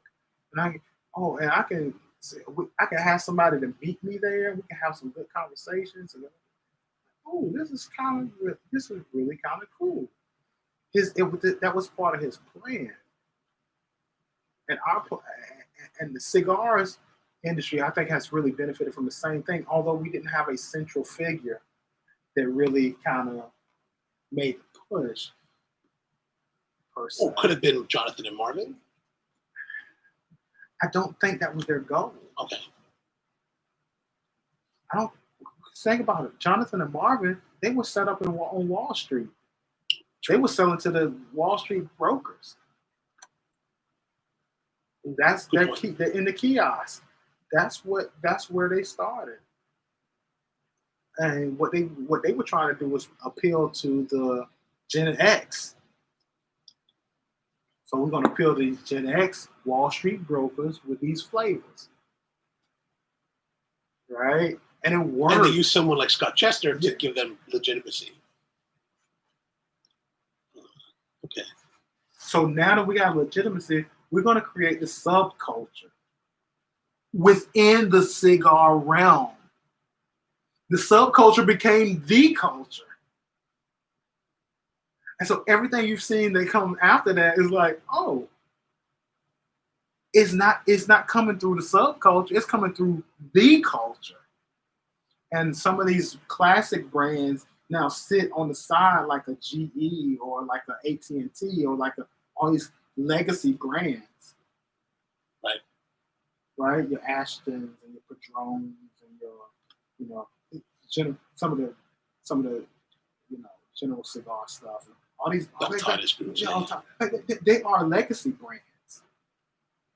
Whereas the boutiques are the obtainable brands of it. And it wasn't obtainable to rich people. It was obtainable to anybody. And all Black folks have ever wanted to do was just be a part of the norm. And the guys want to feel good, and the ladies want to feel good, and they want to feel like they're not subservient, they're not smoking subpar, they're not. We just want to be equal. And I think that's what's happened is that the cigar industry has really created this stage where it's like, nah, if you buy a $10 cigar, you're in. Shit, I want to be a part of that club. Okay. $10 cigar entry. That's my entry into the club. Cool. It's a low barrier. I'm not gonna go and spend $25,000 on this country club now that I don't have, or if I do have it, I'm still not gonna enjoy it because none of my friends can afford the $25,000 membership. All of my friends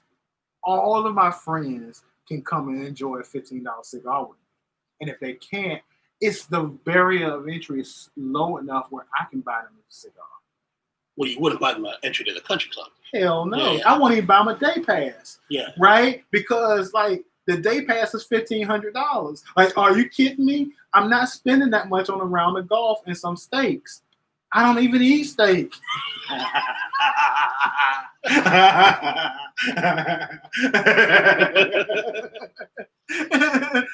I think this is cool shit, man.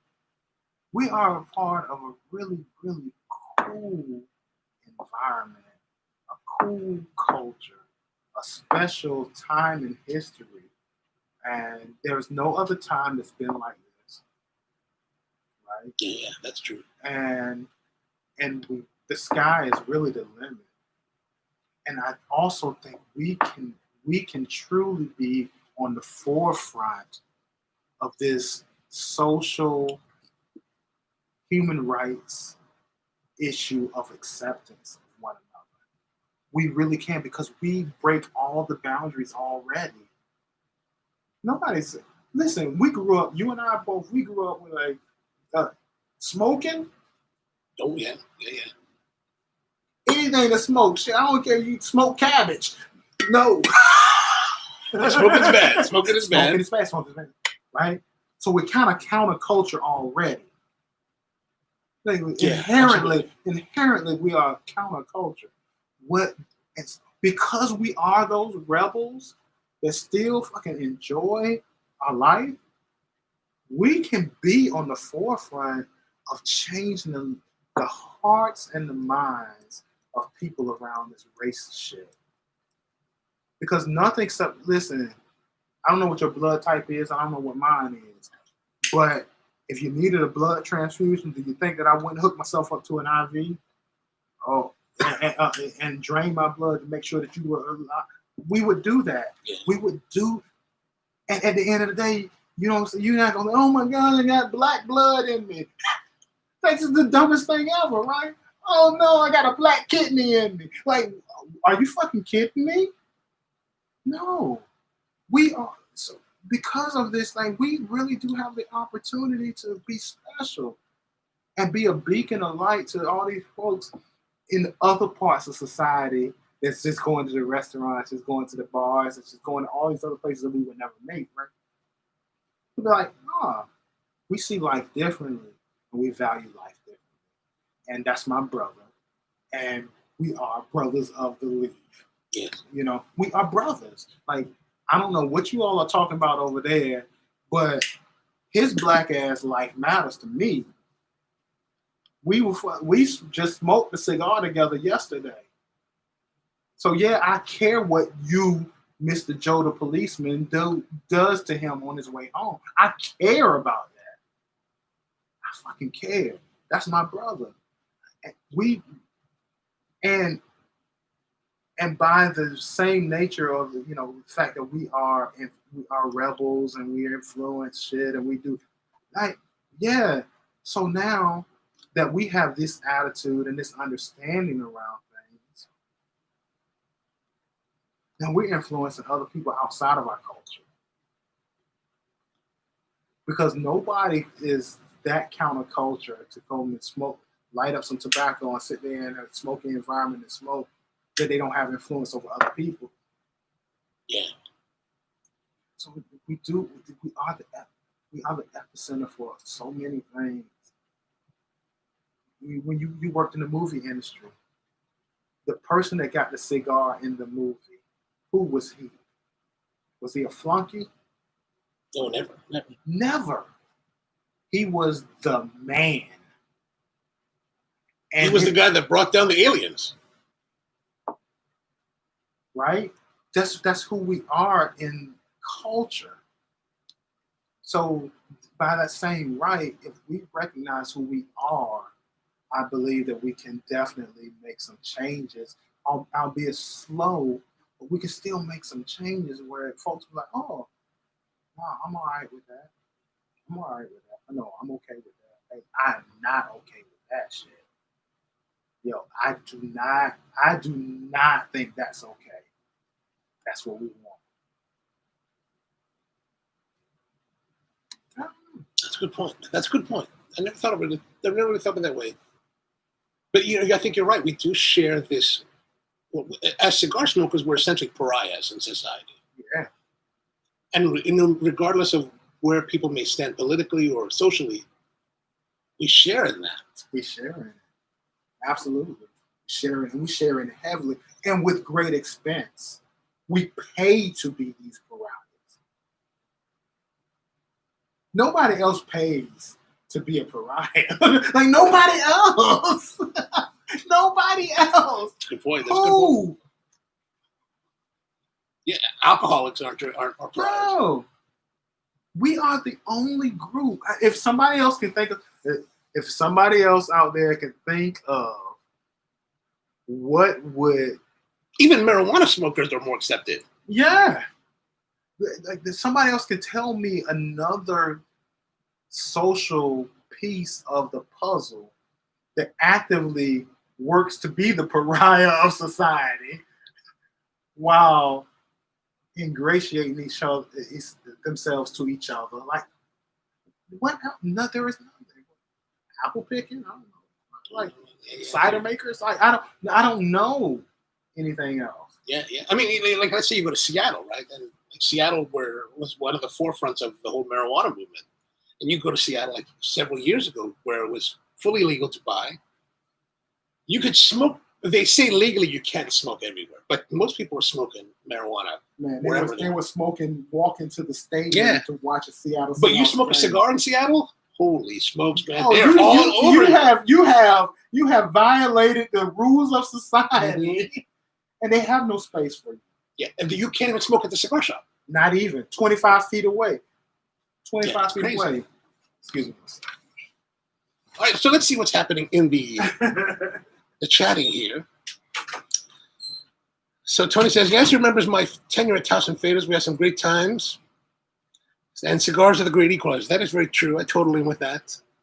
And then indeed, Tony learned a lot and had a great time with you. Excellent, excellent. And then McLane has a coffee cigar and green label Inspirato that has like 5 different, I didn't know that. 5 different tobaccos. Yes, and ID4 is definitely the movie to watch.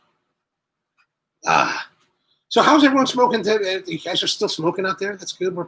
We're passing 3 hours now. This is the longest show that we've done so far, which kind of makes up to last week's Raul show, which was only an hour and a half. Normally we push about 2:25, 2:30, but now we're 3:07. Not bad, not bad. As always, this Torito Maduro from Paul Gramirian is still a lovely cigar, and surprisingly, after the Mildest, it's held up well. Like sometimes I worry about smoking something like this that's a little bit more nuanced, a little bit that's not as forceful in flavor, that it wouldn't hold up. Like I've said in the past, let's say if I smoke, let's say like the Revenge from Roma, and then if I smoke the Sierra Privada 1975 from Abe Flores, after that, well, it's such a lighter cigar that I've totally lost out on it. And then that's what happens when you get seat. This is what happens when you get you talking and drinking. I know, right? Well, actually, I wanted to go back to one thing you said. Like, one of the things that I've noticed, like if we were to say black and white cigar culture, okay? Like, I definitely come from more of a white cigar culture. and that's what I'm more used to because that's what I've smoked around. And let's say that in the black culture it would be more boisterous, more rowdy, more drinking. You said earlier, you made this comment, and maybe it was just kind of like off the cuff, but and I wonder how much of that is that's based in reality, that you guys delve deeper because you don't know if you're going to make it home. Yeah. All right. So I mean, I think that's a. I think that's a, I think that what you may characterize as more rowdy and more boisterous and this and are genuine feelings of love being expressed back and forth. yes. Right. And I think that other cultures really don't express love the same way. And it is not a thing to fear. It's a thing to embrace. It's no different. So I have a good friend who's so I have done business with athletes for a long time, professional athletes for a long time, and we buy our cars for the athletes from a certain person, and he's a white guy. He does a great job in this and the other. And he explained it to me. He was like, I never hugged another man till I started selling cars to black guys. Like, hold on, what do you mean? You have a dad? Like you have? Like, no, I've never hugged another man. I think there is some very distinctive differences in how we express appreciation and love for one another, and even to other people who we consider as part of our circles. I don't think, and for those who have never experienced it from the outside looking in, it can seem very boisterous, and it can seem very loud, it can seem very chaotic, and it can seem very celebratory. And what's really happening is that we are enjoying our time together, and it's been ingrained in us that you don't know when you'll have another time like this. Is that because of the atrocities that are absolutely? Yeah. That's because you kind of said that, like you don't know if you're going to make it home. Yeah, absolutely. I mean, literally, I don't know if we will ever smoke a cigar together, and I hope we do, and I look forward to it, but I don't know. And the reality is that, and because of that, we're gonna have a fucking good time tonight, and we're gonna have a good time, and I think that's okay.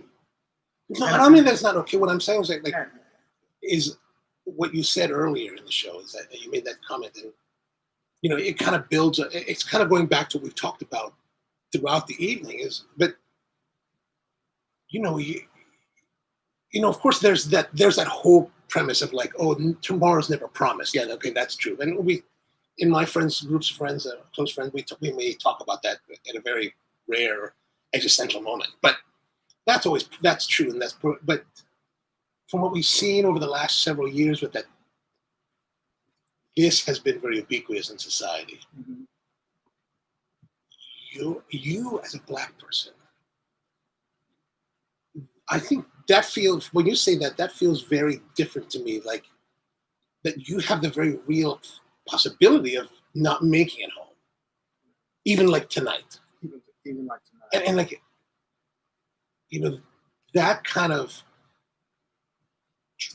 of drive that's in the back of your minds. I mean, that just seems like it does make a lot more sense now why there's so much liveliness and so much of that joie de vivre when you guys when you get together. Yeah. And if you're part of white society, which I have to say that I would be, right? That's my experience. You don't. There's no real thought that you're not going to make it home. Yeah. That you're not going to make it to tomorrow. Like it's like a car accident. Yeah. Yeah, maybe a car accident. Yeah, Like you said earlier, like if I got pulled, like we talked about, if I got pulled over for like a light being out, I'm okay. I'm sorry about that. Yeah. Yeah, it's sad, right? So this is the thing. Listen, there is no doom and gloom in my spirit. Yeah, right. And although the topics we're talking about are kind of heavy, when it's all said and done, I'm an optimist, and I believe things can get better. I believe things will get better.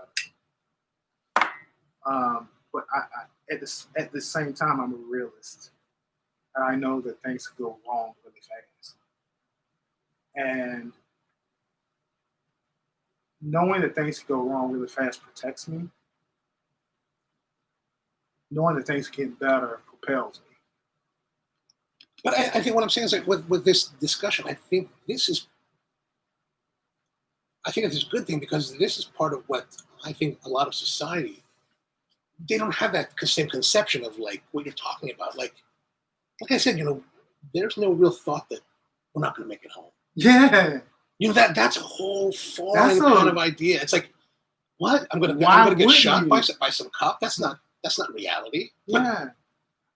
In your community, it really is. I'm 44 years old. And I could get pulled over by a 24-year-old, a year older than my oldest son, who could be fearful for his life and take mine.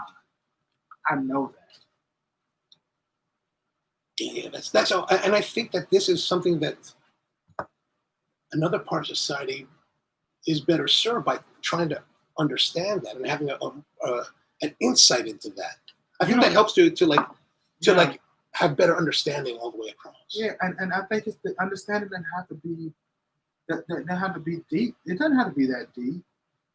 It is the depth of it only needs to go to the point that my life matters. That's really it. That is the depth of it. To really and truly understand that there is a threat on my life, and I don't want that threat for my brother. So his life matters to me. So when it comes to things associated with him possibly being mistreated at best, right? Or being gunned down at worst, I'm not with that shit. Yeah. That's really it. It's the understanding that is a part of our culture as well. And where do you sit with that? You're either okay with it or you're not. It's really that simple. How we celebrate together is how we would celebrate together whether our life was in danger or not. This is how we celebrate. This is a celebration. Like even in the earliest of times that you can read about, celebrations were celebrations. Break out the wine, break out the bread, break out the we can party. Let's party because we appreciate each other. We love each other. We desire to be fully immersed in this moment. I haven't picked up my phone in 3 hours. I'm fully immersed in this. Yeah, I'm okay with that. There might be some bullshit happening on the other end of my phone right now. Who knows in the world? We don't know. Right now, it's me, you, and it's your audience. And I'm okay with that. And when I pick up this phone and I put in my Waze where I'm going, you best believe I'm putting in Waze because I don't want to know where the police are sitting. Not because I'm on speed, because if I can avoid that route, I'm going to. Not because I'm drunk, but because I've had something to drink. Yeah. Like these are things. But these are things that I think in white culture we don't think about. Yeah. It's not really like you worry about getting like pulled over, getting a DUI, but yeah. But that's what I'm saying is like, for me it's like I think that if we as people had the notion that we might not be here tomorrow, there's that real possibility that we may not be here tomorrow. Our interactions with each other would be very Oh different. my gosh, we would love each other so much more, wouldn't we? But that's why I'm saying, like in Black culture, there's so much more than joie de vivre because Absolutely. because you don't really know. When I see my man Antmo, he shows up at the cigar lounge and we haven't seen each other. It is a true embrace. Like, man, it's really fucking good to see you. When I saw you tonight, oh man, it was really good to see you. Like this is not, I don't have a surface level life. It doesn't exist for me. I have some people I cannot stand. And there are some things, like I tell people all the time, I don't burn bridges. I blow them the fuck up. Okay. Right? That way we both have to work to get to. If we're going to meet together again, we both got to work real hard to meet in the middle here. This is a part of my life, yeah, like anybody else's. But the piece of it that makes it palatable is the fact that we have these relationships that exist outside of this everyday shit. So I'm dealing with this everyday shit the same way you dealing with this everyday shit. You trying to make $1 out of 15 cents, like I'm trying to make $1 out of 15 cents. Like we do the same shit. Right. You don't have the burden of life threats, necessarily. But you and people in your descent have had their share of issues. Oh, sure. Absolutely. Right? Absolutely. Right. I'm no stranger to that. Right. But I do recognize that there's a distinct difference. There is a distinct difference because this is the only culture. We are the only culture that's actually stayed in the place that enslaved us. You got years of that shit. It's ingrained in our DNA of the country. We built this shit. Yeah. and have the least benefit of it. Yeah, even still today. 400 years later. These are things that are real.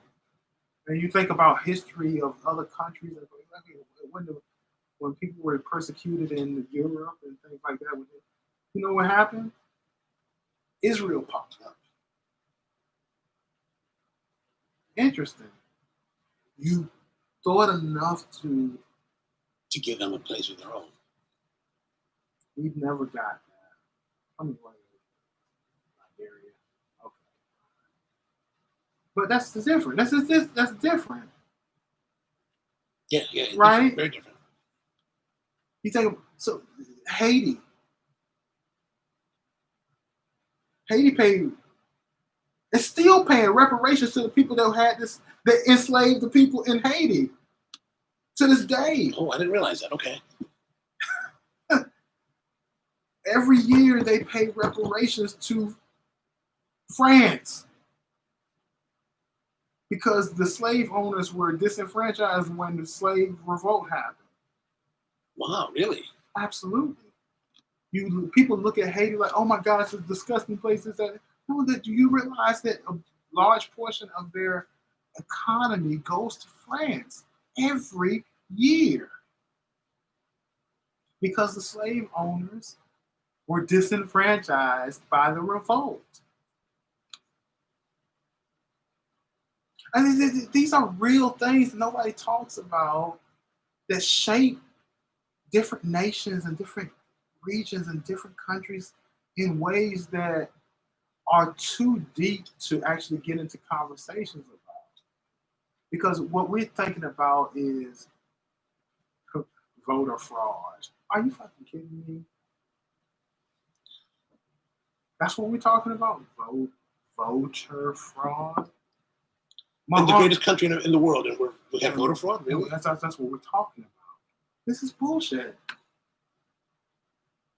And And you cannot say this is bullshit because now you are not playing along with the story that wants to be told about the greatest nation on earth.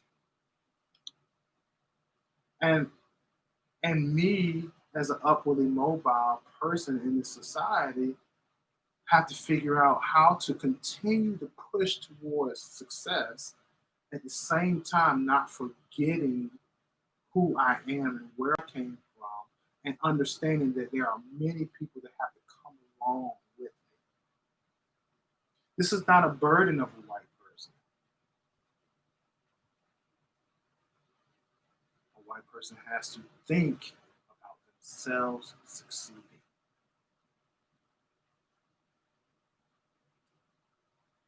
Not saying they don't have adversity, not saying they don't have obstacles, not saying that they don't have troubles or struggles. No, this is all real.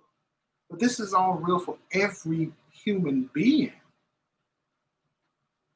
What you don't have is some people working actively against you. That's the difference. And so, listen, man. These things existed long before me, and they'll exist long after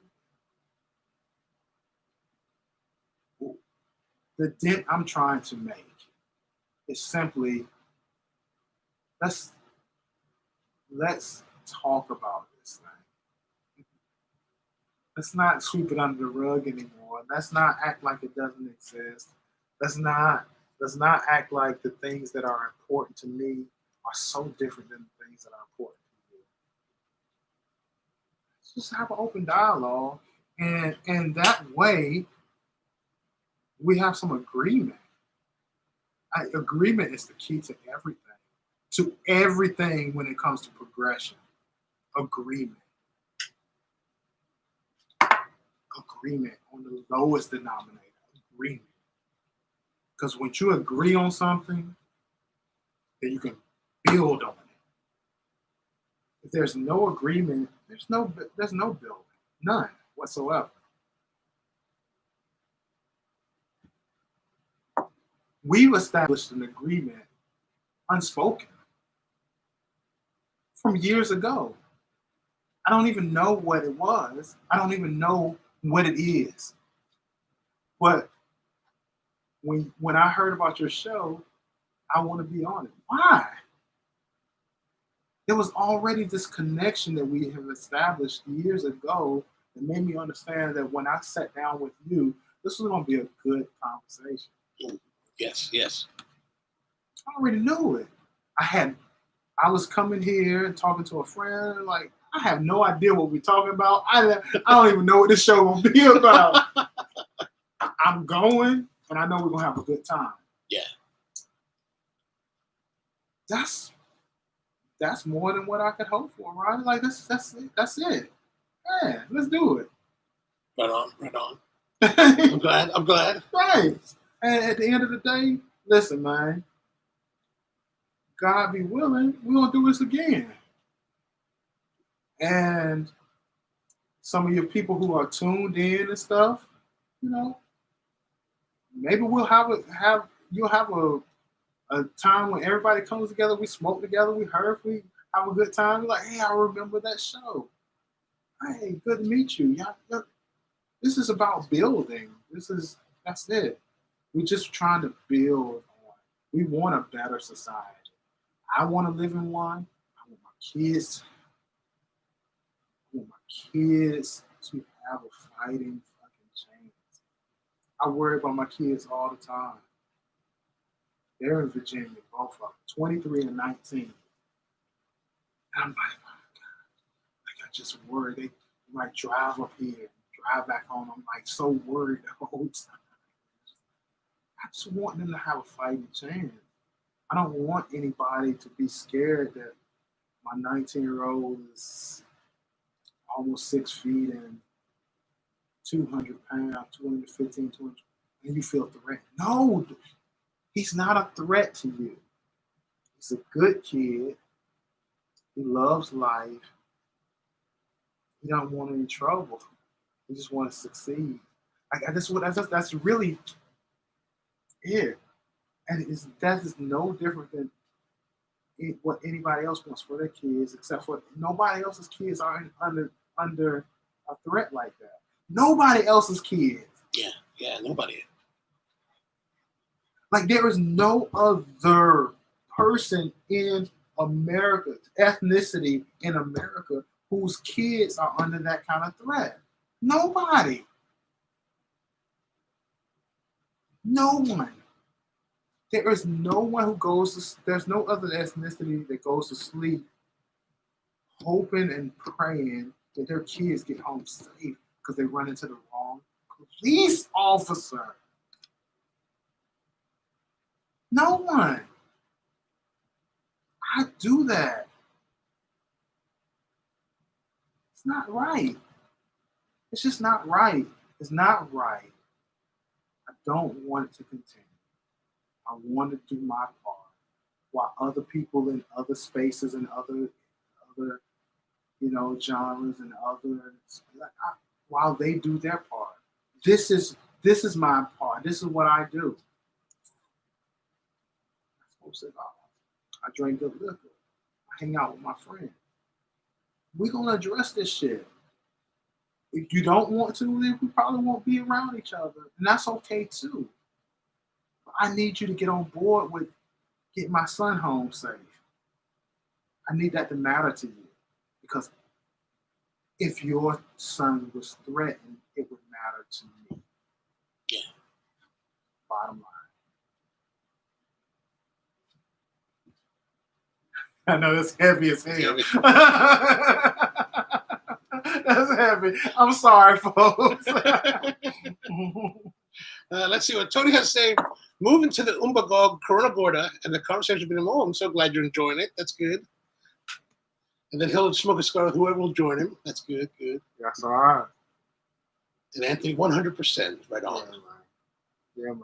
This is real.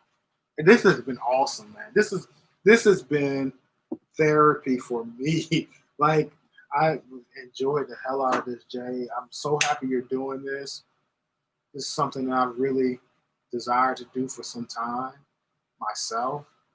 I just haven't had the opportunity nor the knowledge of how to make it happen.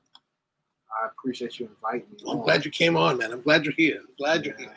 Yeah, and I hope we can do this again one day, man. This is really special. I'd like that. Really special. I'd like that very much. Yeah. And thank you for all for like hanging in there. My gosh, it's yes. You all are troopers. Wow. Hey, listen. This has been real. This has been real. Thank you for your comments. Thank you for your understanding. I'm sorry for the long rants, but I think it was somebody drew it out of me. I don't know who it was. I think it's real. I think that's what people can connect with. Yeah. People can connect with that. No doubt. And some people just need understanding. And I'm okay with that. Well, I think that's really what we need. What's missing in a lot of the world today is that we don't have that understanding. We don't necessarily have that opportunity to. We don't necessarily have the opportunity to have the opportunity to have an understanding. Yeah. There's been so much in society the last especially 5 years where we've tried to create more of that fear. Yeah. To like, oh, there's the them and there's the us. Yeah. When really the issues that you talk about is something that that everyone can share. Like everybody wants their children to do well. Everybody wants their children to have opportunity. And I think that's universal. It really is. I hike a lot. And so I'm running across wildlife all the time. And I see when I run across a pack of deer, the parent is there and they're like looking. And the kid and the doe. The doe. Well, the doe's women. I thought the doe's were female. The baby deer. The baby deer are behind.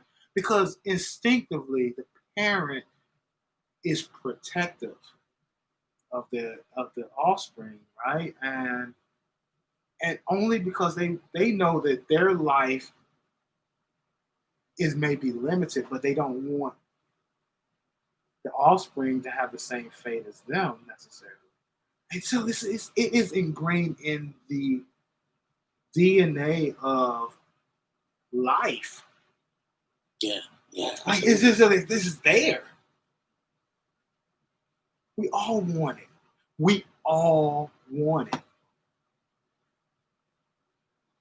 And it's like I think it was you seen the movie Lucy with No, but the blonde hair. What's her name? Scarlett Johansson. Mm-hmm. Right?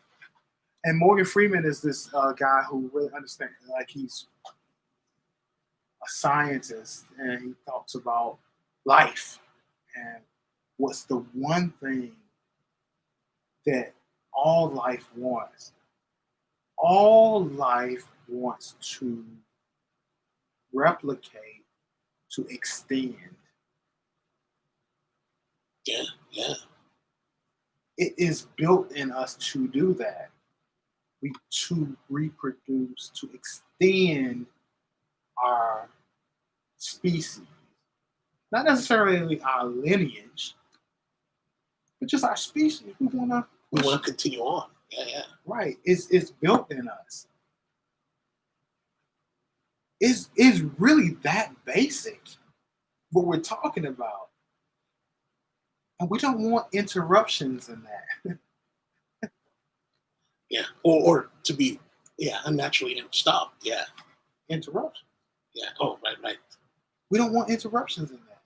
We don't want that to end. Because if it continues to end, then you have a species that no longer exists. Like we care about the extinction of certain animals, right? We like, oh my gosh, the Tasmanian devils. We only have so many of them. Right. The dodo. Oh my gosh, the dodo birds are gone forever. Like we care about that.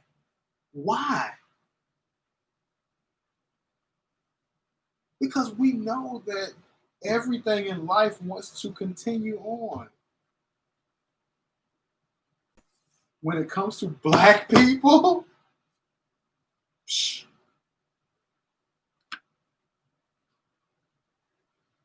I don't give a damn. That's what they say. You could not exist anymore and that would make me happier. That's wrong. It's that simple. It really is that simple. No. You have a skewed view of life. And as at the core of my being, all life is precious. Hell, I don't even eat animals anymore.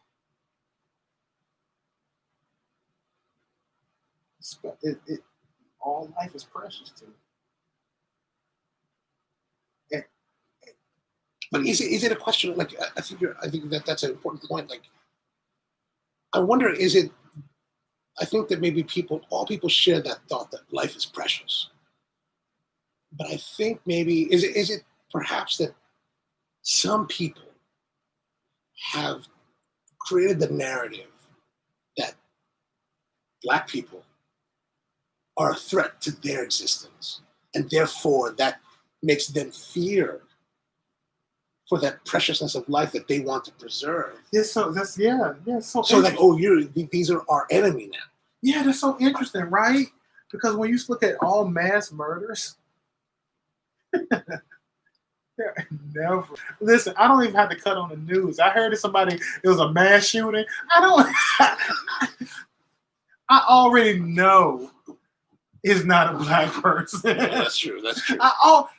Society knows. They already know that it's not a black person.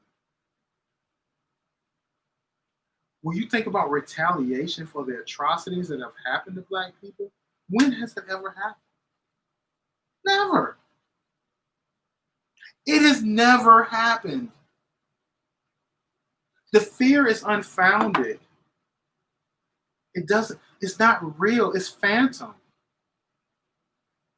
We're working hard enough to survive. Do you think we really want to spend the time to think about how to mass murder y'all? Like, are you fucking kidding me? No, we just want to pay our mortgage and send our kids to school and have a car that works and not get our ass shot off by police officers who ain't got nothing better to do that night. That's kind of the extent of it. That's enough. Yeah, and it doesn't sound like it's too much to ask. yeah. But it's enough. That's enough to occupy your time. Yeah. We're not sitting in the basement trying to figure out how do we blow up this building full of white folks. We're not doing that. It has never happened. It never will. That's not part of our existence. And so it's like, what the fuck are you all concerned about? What it's a guilt issue. You know how it is. Shit. You cheat on your lady. Now you looking at her like she's cheating on you. You're expecting her to cheat. She don't know nothing about your cheating. Oh yeah. But you're expecting at some point you're gonna get some karma back. She gonna cheat on me. She gonna cheat on me. Now you done ruined your whole relationship because of your expectation that you're gonna get you're gonna reap what you sow. That's what this is. That's what the whole thing is about. That's fucked up. You are expecting Black people to deliver karma for all the fucked up stuff that happened over the last 400 years. That's not where we are. We don't have the luxury of being there. We are still trying to survive. We're still trying to fit in. We're still trying to make lemonade out of lemons. Still just trying to be part of society. It's unfounded. And anytime somebody delivers that, it's a direct assault at the progress that we've made.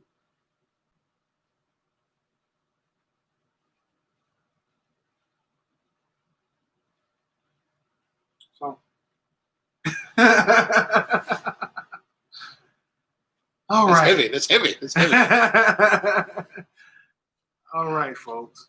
I guess it's time to wrap it up then. Time to wrap it up. Hey, I've been smoking the same cigar the whole time. You smoke you're very like, slow compared to me. I'm like all powering through everything. It was a great cigar. Yeah, that was a good cigar. Kudos to Crown Heads for making a great cigar.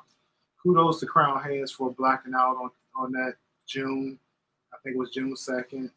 Yeah, June 2nd, that's right. John Huber, shout out to you. I'd love to talk to you sometime about my feelings around things, and wish you success.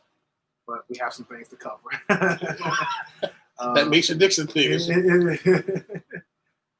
And yeah, so it's been good, man. Thank you. Good. Thank you. And thank you guys for watching. We'll be back again next week with on Thursday night, 8 p.m. Next week we're having the EP Carrillo Pledge Sojourn. Okay. Have you had that yet? I have not. Is that a small batch or is that? I don't know. It's his new release. Okay. I know. Basically, I go to Raul's place and I'm kind of like, hey, what's up? What's new? And it's stuff that I have. All the stuff I've never smoked. So it's right. So it's a new way. It's a good way for me to try new cigars. What's the deal with this coffee subscription thing? Oh, so we've got a coffee subscription. So if you want coffee, go to our website, sprowcoffee.com. And you can order a coffee and it'll come to you weekly, bi-weekly, or monthly. However you want to set it up, and it gets 10% off. Oh, that's what's up. Yeah. That's what's up. I think I'd like some more of this coffee here. Right on. Cool. We'll hook you up with some of that. All right, so that's it for tonight. Thanks for tuning in, and thanks for hanging in with us. Catch you next week. Nice to see you all.